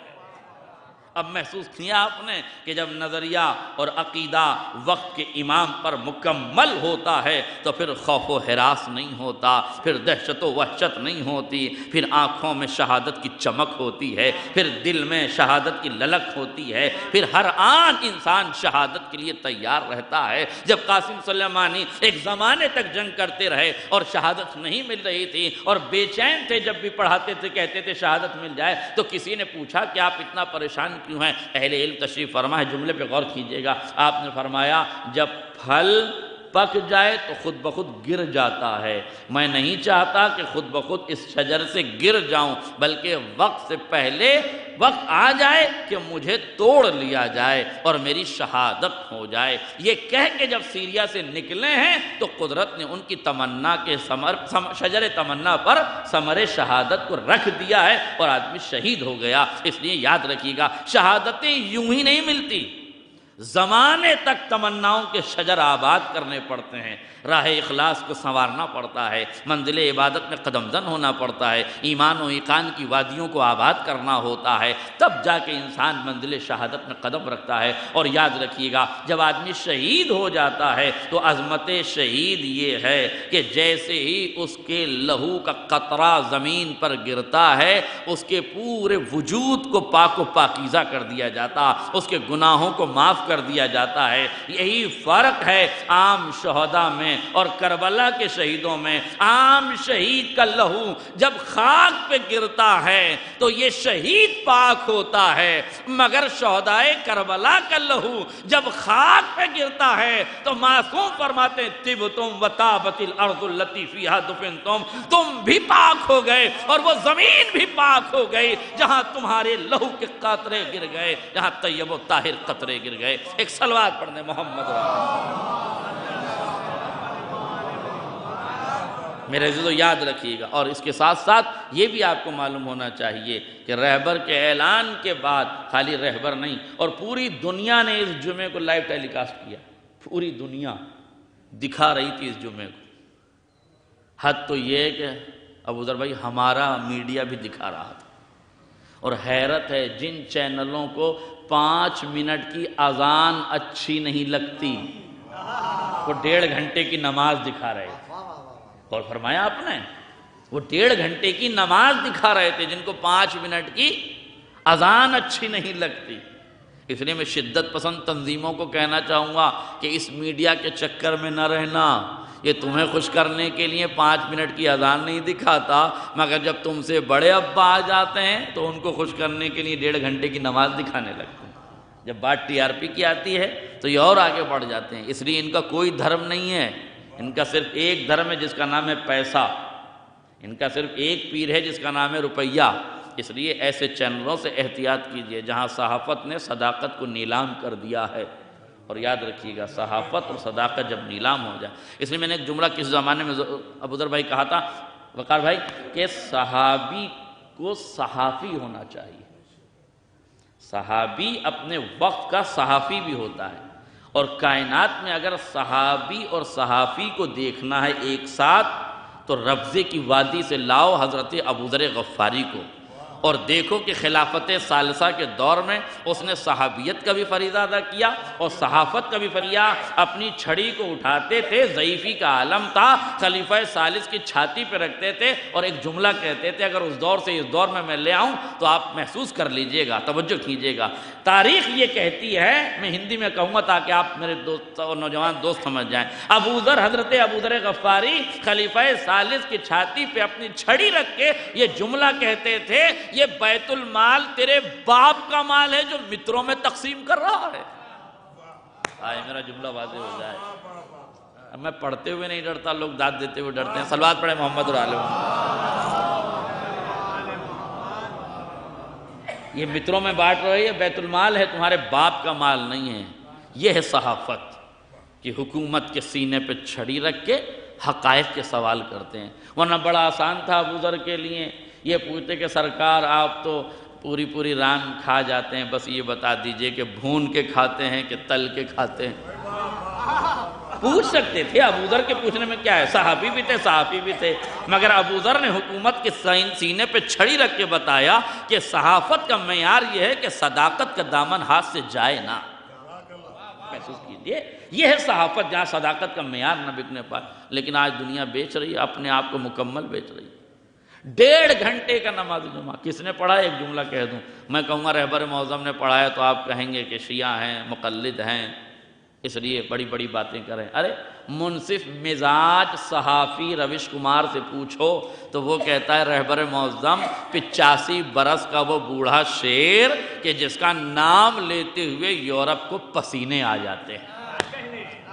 لائے تو دنیا کہیں ایسا رہبر، ایسا لیڈر، ایسا جیالہ، ایسا جری، ایسا بہادر، ایسا سامن جو وقت کے دشمن کی آنکھوں میں آنکھیں ڈال کے گفتگو کرتا ہو، معیار تشیع کو برقرار رکھا۔ یہ لید خور کیا جانے کہ معیار تشیع کیا ہے؟ انہیں کیا معلوم کہ مرجعیت کی عظمت کیا ہے؟ انہیں جس دن یہ خبر ہو گئی کہ مرجعیت کی عظمت کیا ہے، اس دن ان کو محسوس ہوگا کہ یہ کتنے بڑے گناہوں میں۔ میرے عزیزوں، یہ وقت آپس میں اور اپنے آپ کو کوسنے کا نہیں ہے، بلکہ وقت ہے کہ ایک بہترین قیادت جو عالم اسلام کو آئینہ دکھانے کے لیے تیار ہے۔ آپ دیکھیں سقوط شام کے جو مناظر ہیں، اور آپ نے شپت گرہن کرتے وقت لوگوں کو دیکھ لیا کہ انہوں نے اپنے آبا و اجداد کے نام لکھے ہیں۔ بن جنی ماؤں کی اولادوں نے بھی اپنی دادی کے نام پر شپت گرہن کی۔ آپ بتائیے، انا شانیہ کا ہو الابتر کا مصداق حقیقی بیت پیغمبر میں ہے، اور دنیا پتہ نہیں کہاں کہاں ڈھونڈ رہی ہے۔ کاش میرا جملہ واضح ہو جاتا ہے، لیل بیٹھے ہوئے ہیں انا شانیہ کا ہو الابتر کا مصداق، اور آج اسی کی نسلیں کہہ رہی کہ ہم ان کے پوتے ہیں۔ اما ان کے تو کچھ ہوا ہی نہیں بھائی، تم پوتے کہاں سے ہو گئے؟ ایک صلوات پڑھیں محمد اور آل محمد پر۔ آج یزید اور ابن زیاد اور ان لوگوں کے نام کے جو ہے وہ شپت گرہن کی جا رہی ہے۔ اس کا مطلب یہ ہے، دیکھیے شام کے سقوط کے جو نقصانات ہیں وہ اپنی جگہ، لیکن جو فائدہ ہے وہ ایک فائدہ یہ ہے، یاد رکھیے گا، پوری دنیا کے مسلمانوں کے لیے ایک چیلنج ہے کہ اب پوری لڑائی ختم ہو چکی ہے، اب صرف عالم اسلام میں دو قبیلے بچے ہیں، ایک آل سفیان کا قبیلہ، ایک آل عمران کا قبیلہ۔ آپ کو اختیار کرنا ہے کہ آپ آل عمران کے ساتھ ہیں یا آل سفیان کے ساتھ۔ ایک یزیدیت کا قبیلہ، ایک حسینیت کا قبیلہ، ایک بنی ہاشم کا قبیلہ، ایک بنی سفیان ابو سفیان کا قبیلہ، بنی امیہ کا قبیلہ۔ غور کیجئے گا، ایک لفظ اور کہہ دوں، محسوس کر لیجئے گا، ابو سفیان سے بن سلمان تک یہ پورا ایک شجرہ ہے۔ آج میرا جملہ واضح ہو جائے، یہ پورا ایک شجرہ ہے، اور آل عمران سے سید سیستانی تک اور رہبر معظم تک یہ ایک شجرہ ہے۔ اب لوگوں کو اختیار ہے، چاہے آل عمران کی طرف آ جائیں یا آل مروان کی طرف چلے جائیں یا آل سفیان کی طرف چلے جائیں، تیسرا کوئی قبیلہ نہیں ہے اس دور میں۔ اور یہ بھی یاد رکھیے گا، یہ جو جنگ ہے یہ جنگ قیادت کی جنگ ہے، یہ مذہبی جنگ ہے، یہ جنگ ملکی پیمانوں کی جنگ نہیں ہے، اب یہ قیادت کی جنگ ہے، اور قیادت آخر میں دو ہی صورتوں میں آنی ہے، یا مسیحیت کی قیادت ہے یا مہدویت کی قیادت۔ ہاں، تیسری کسی قیادت کا تو نام ہی نہیں ہے، بھول جائیں سب جس پالے میں بیٹھے ہوئے ہیں، کسی قیادت کا نام نہیں ہے، بس دو ہی قیادتیں ہیں، یا مسیحیت کی یا مہدویت کی۔ اب یہ دیکھنا ہوگا کہ کون کس کے پیچھے نماز پڑھے گا، تو اگر ہماری نہیں سمجھ میں آ رہی تو صحیح کتابوں کی صحیح باتیں سمجھ لو، وہیں سمجھ میں آ جائے گا کہ کون نماز پڑھائے گا اور کون نماز پڑھے گا۔ اور زیادہ دور جانے کی کیا ضرورت، بس ختم کر دی دعا، زیادہ دور جانے کی کیا ضرورت ہے، یہیں آ جائیے۔ ابھی کچھ برس پہلے کی بات ہے، سید علی سیستانی دامد العارف سے ملنے کے لیے ایک عیسائیوں کا بہت بڑا پوپ گیا تھا۔ جب گیا ملنے کے لیے، سید کے پاس گیا، سید نے استقبال کیا، بلایا، گھر میں بیٹھے، گھر میں داخل ہوئے، جیسے ہی دونوں آدمی آمنے سامنے ہوئے، اخلاقاً سید معظم نے کہا حضور آگے بڑھیے۔ اس نے ہاتھوں کو جوڑ کے کہا کہ سرکار آپ سے آگے میں بڑھ جاؤں، میری حیثیت نہیں ہے۔ اب تو پوری دنیا کے میڈیا نے یہ دیکھ لیا کہ ایک بطول کے بیٹے کا نمائندہ ہے، ایک مریم کے بیٹے کا نمائندہ ہے۔ جب بیٹے کے بیٹے کا نمائندہ آج مریم کے بیٹے کا نمائندہ بطول کے بیٹے کے نمائندے سے آگے نہیں بڑھتا، تو مریم کا بیٹا زہرا کے بیٹے سے آگے کیسے بڑھے گا؟ دنیا کے سامنے حقائق موجود ہیں، اب تو کم سے کم سب کچھ نظر آ رہا ہے۔ اب تو تم دیکھ رہے ہو، مرجعیت کی عظمت دیکھ رہے ہو، رہبریت کا کمال دیکھ رہے ہو، قیادت عظمیٰ کی حیثیت دیکھ رہے ہو، جیالوں کو دیکھ رہے ہو، قربانیاں دینے والوں کو دیکھ رہے ہو۔ میرے تو یاد رکھیے گا، رہبر کا اعلان اپنی جگہ ہے، مجھے تو حیرت اس 1 کروڑ قوم پر ہے جو نماز جمعہ کے لیے حاضر ہو گئی۔ وہ عورت جو اسپتال میں بھرتی ہے، موت اور حیات کے درمیان میں، وہ کہتی ہے مجھے لے کے جمعے میں چلو۔ اگر موت ہی آنا ہے تو اسپتال کے روم میں کیوں آئے، میدان شہادت میں کیوں نہ آ جائے؟ یہ کہاں سے حوصلہ لائے گی دنیا؟ 1 کروڑ لوگوں کا نماز جمعہ کی اس بس میں جمع ہونا، اور آپ کو معلوم ہونا چاہیے خالی نماز جمعہ میں جمع ہونا نہیں ہے۔ ایک صاحب سے میں نے کال کر کے پوچھا، وہ کہنے لگے مولانا ہم وہیں تھے، ہم نے جمعہ پڑھا، کہنے لگے ہم رات کو 3 بجے جا کے وہاں بیٹھ گئے، تب 15ویں صف ملی تھی، اور بغیر کھائے پیے بیٹھے تھے تاکہ ہمیں اٹھنا نہ پڑے وضو کی تجدید کے لیے، کہ اگر اٹھ گئے تو جگہ چلی جائے گی۔ اب آپ نے سوچا کہاں کتنی دیر تک لوگ بیٹھے تھے، یعنی بھوکے پیاسے رات بھر وہاں لوگ بیٹھے تھے۔ اسے کہتے ہیں تمنائے شہادت، اسے کہتے ہیں اظہار جرأت، اسے کہتے ہیں شجاعت کے پیمانے۔ اب بھی اگر لوگ عقل سے نہ دیکھیں، آنکھیں نہ کھولیں، اور امریکہ اور اسرائیل کے تلوے چاٹتے رہیں، ڈالر اور پاؤنڈ پر اپنے ضمیروں کا سودا کرتے رہیں، اور مرجعیت کو برا بھلا کہتے رہیں، تو لعنت ہے ایسے لوگوں پر جو حقیقت سے آشنا نہیں۔ میرے عزیزوں، دوست پہچانیے یا نہ پہچانیے، اس دور میں تمہارا دشمن کون ہے یہ ضرور پہچانیے۔ دشمن شناسی اس دور میں بہت ضروری ہے۔ اگر آپ نے دوست کو نہیں پہچانا اتنے نقصان نہیں ہوں گے، مگر اگر آپ نے دشمن کو نہیں پہچانا تو بہت بڑے نقصان ہیں۔ وہ جیالے جو قربانیاں دے رہے ہیں، وہ پارا چنار ہو، فلسطین ہو، کہ وہ حزب اللہ کے جیالے ہوں، سرزمین لبنان، جہاں جہاں شہادتوں کے گلشن آباد ہیں، یہ شہادتیں وہی قبیلہ دے رہا ہے۔ یاد رکھیے گا، ختم کر دی میں نے دعا، یہ شہادتیں وہی قبیلہ دے رہا ہے جس کا تعلق آل محمد کے قبیلے سے۔ اور کسی نے پوچھا تھا مجھ سے، کامٹی گیا تھا کار بھائی، تو مجھ سے پوچھنے لگے ایک صاحب کہ مولانا صاحب یہ بتائیے ہر جگہ شیعہ ہی قربانی کیوں دے رہے ہیں؟ کیا امت مسلمہ کے 73 فرقوں میں کوئی قربانی دینے کے لیے نہیں ہے جو ہر جگہ قربانی شیعہ دے رہے ہیں؟ پارا چنار میں شیعہ قربانی دیں گے، فلسطین میں جائیے تو وہاں بھی شیعہ ہی قربانی دے رہے ہیں، حوثیوں کی طرف جائیے تو وہاں بھی شیعہ قربانی دے رہے ہیں، پاسداران انقلاب کی شکل میں ہر جگہ، حزب اللہ کی شکل میں ہر جگہ۔ میں نے کہا بھائی اللہ نے بہت سے جانور پیدا ہے، گدھوں سے اللہ نے قربانی نہیں مانگی ہے۔ اہل علم تشریف فرمائے گدھوں، یہ اور بات ہے کہ اہل حدیث کا فتویٰ آ گیا ہے کہ گدھے پہ قربانی ہوتی ہے، اب دیکھیں گے کہ کب ہوگی۔ صلوات پڑھیں محمد اور آل محمد۔ یاد رکھیے، اور قربانی سے برکتیں ہوتی ہیں، قربانی کے نتیجے میں برکتیں ہیں۔ جتنا جتنا ہمیں قتل کیا گیا اتنا اتنا ہم دنیا میں بارآور ہوئے۔ یہ وہ ثمر ہے، یہ وہ شجر ہے جسے جتنا کاٹا گیا، جتنا اس کی شاخوں کو چھانٹا گیا، اتنا ہی اس نے ثمر دیے، اتنا ہی اس نے دنیا میں عزتیں پائی ہیں۔ اور یاد رکھیے شجاعت میں اور قربانی میں برکت ہے۔ اور یہ جملہ محسوس کیجیے گا، نوجوان اگر سمجھ جائیں تو میری طرف سے سبحان اللہ ہے، اور گفتگو تمام ہے۔ قربانی برکت کا سبب ہے، اور یہ برکت بھی آپ دیکھیے، اگر محسن قراتی صاحب نے فرمایا کہ بکرے کی قربانی ہوتی ہے تو وہ کبھی کم نہیں پڑتا، ورنہ بکری کے 2 بچے ہوتے ہیں اور بلی کے 5 10 8 بچے ہوتے ہیں، مگر بلی کی نسل کا کہیں پتہ نہیں ہے۔ اور بکرا تو قربانی کے دن منڈی میں آ جائے تو خریدنے والے کم ہوتے ہیں، کبھی بکرے میں کمی نہیں ہوتی، ہوتی ہے کہ نہیں؟ کبھی کمی نہیں ہوتی۔ کیوں؟ اس لیے کہ جو جانور قربانی دیتا ہے، جو قربانی دیتے ہیں، ان میں ان کی نسل ختم نہیں ہوتی۔ اب اہل علم ہے، اہل شعور ہے، جملہ آپ کے حوالے، گفتگو تمام، غور کیجئے گا۔ قربانی دیتے ہیں تو قربانی کے نتیجے میں برکتیں ہوتی ہیں۔ الحمدللہ اس بکرے کی قربانی کی برکت کا سارا شرح بھی ملت تشیع پہ جاتا ہے۔ اسی کا تو نظریہ ہے کہ مرد بکرے کی قربانی ہے۔ آج میرا جملہ واضح ہو جائے، مرد بکرے کی قربانی ملت تشیع میں ہے، باقی کے لیے تو سب کچھ جائز ہے، اور نسل بچتی ہے مردوں سے۔ اگر شیعت نے یہ شرط نہ لگائی ہوتی تو بیچنے والوں نے سب کو ناکارہ کر دیا ہوتا۔ یہ شیعت کی شرط ہے جو برکت کو بچائے ہوئے ہے۔ ایک صلوات پڑھ دیں محمد اور آل محمد۔ بس میرے عزیزوں، گفتگو تمام ہو گئی۔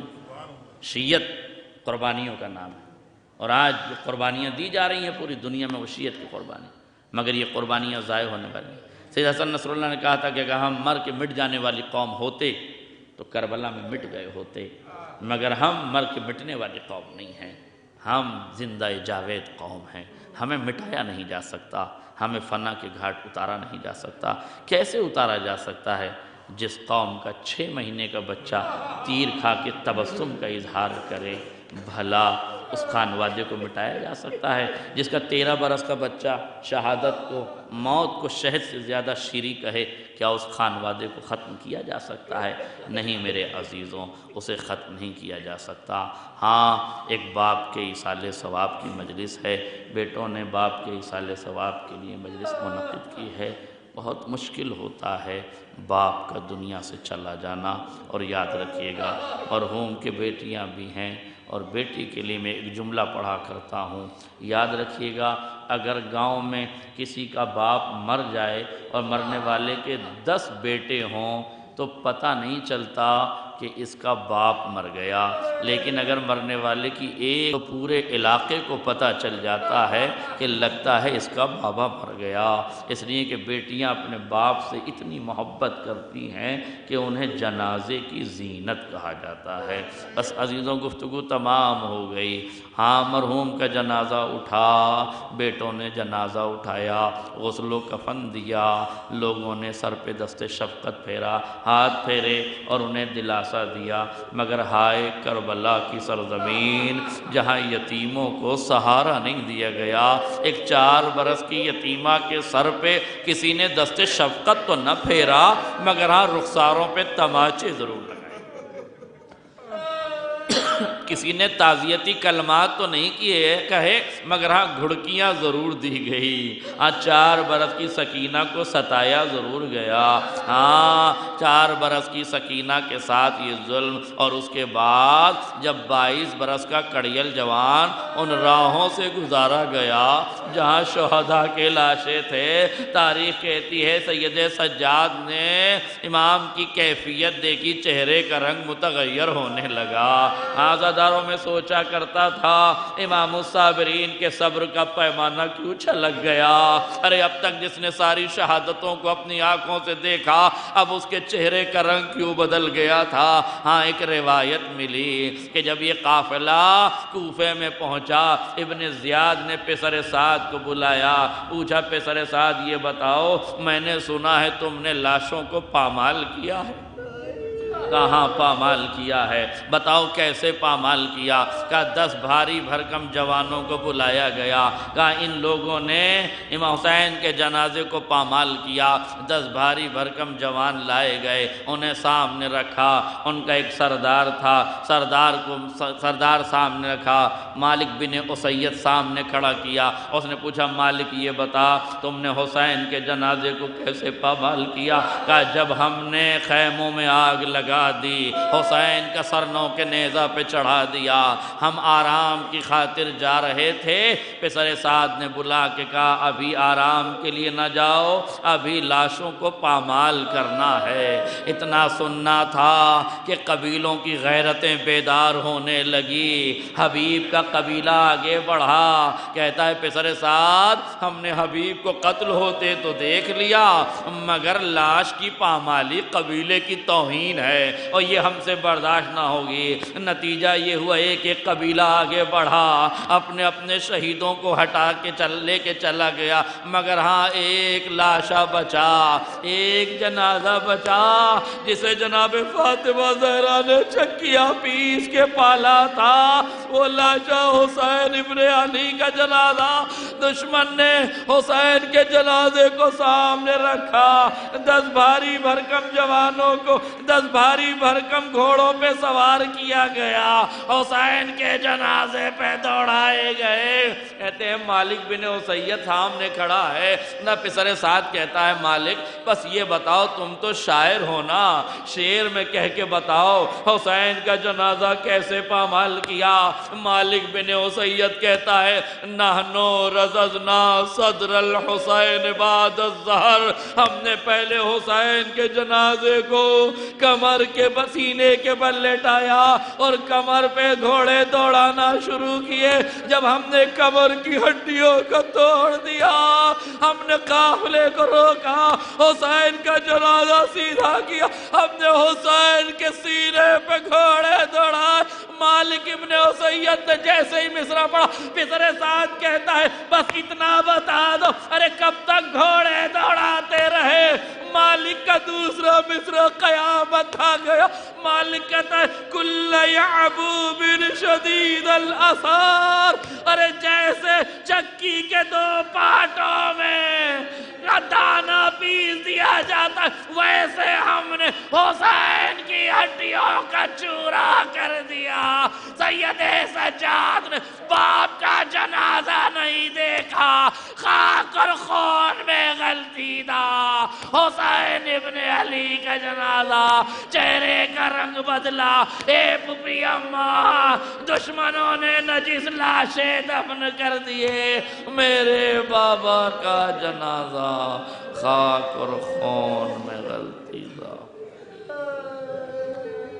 اِنَّ لِلَّهِ وَإِنَّا إِلَيْهِ رَاجِعُونَ.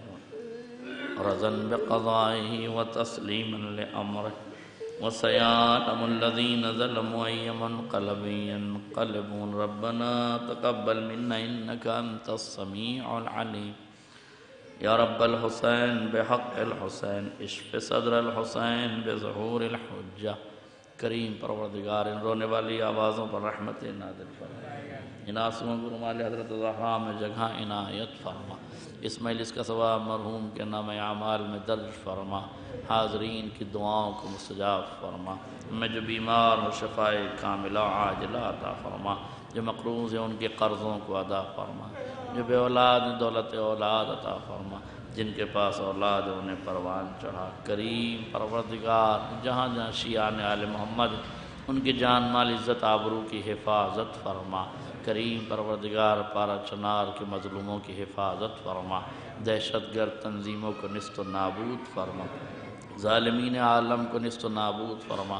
ملک عزیز ہندوستان کی حفاظت فرما.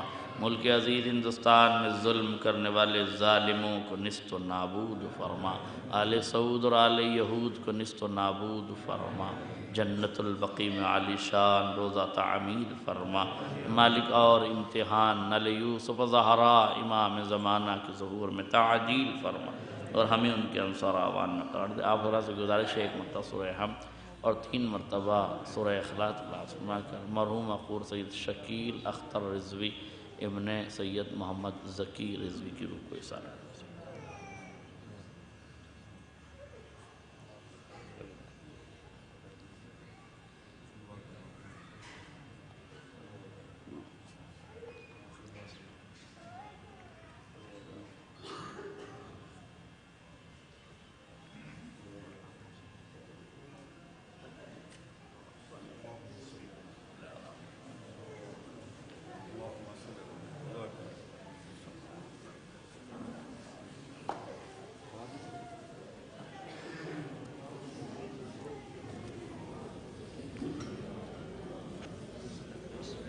یا حسین یا حسین یا حسین یا حسین نبی کی آل ہوں بہرے خدا نہ لے جاؤ. نبی کی آل ہوں بہرے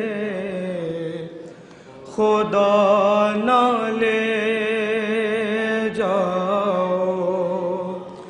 لینو لوٹ لو خیمے ردا نہ لے جاؤ.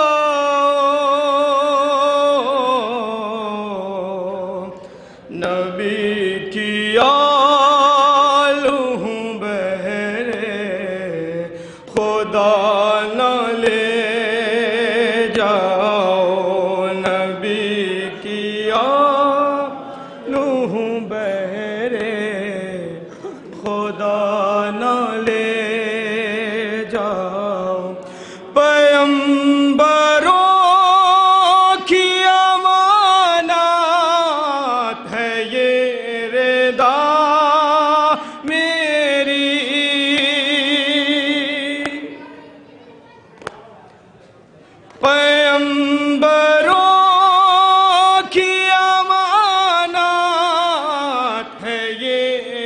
دا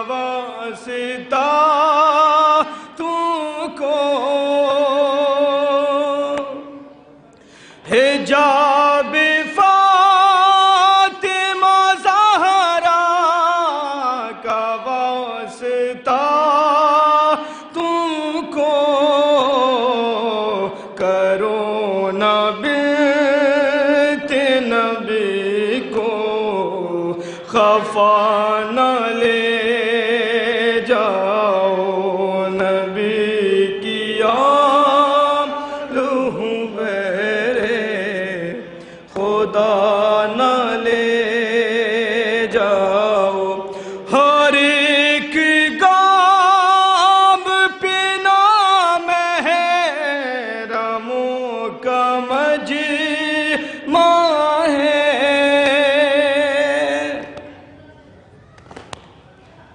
ہر ایک گام پہ نام محرموں کا مجمع ہے ہمیں خدا کے لیے بے ردا نہ لے جاؤ نبی کی آل ہوں بہرے خدا نہ لے رسول زادی حسین پر ردا تو رہنے دو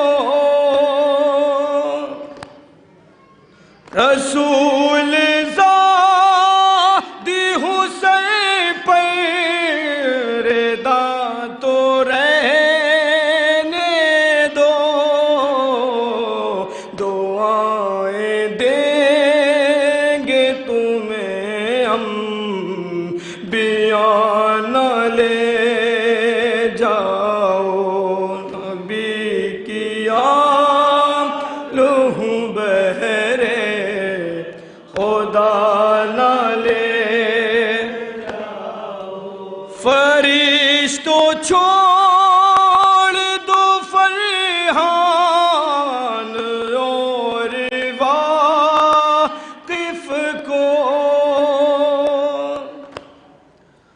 فرشتوں چھوڑ دو فرحان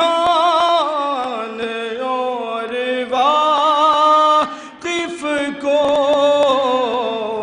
سوئے سقر یہ نبی نے کہا نہ لے جاؤ نبی کی آل ہوں لین لوٹ لو خیمے ردا نہ لے جاؤ حسین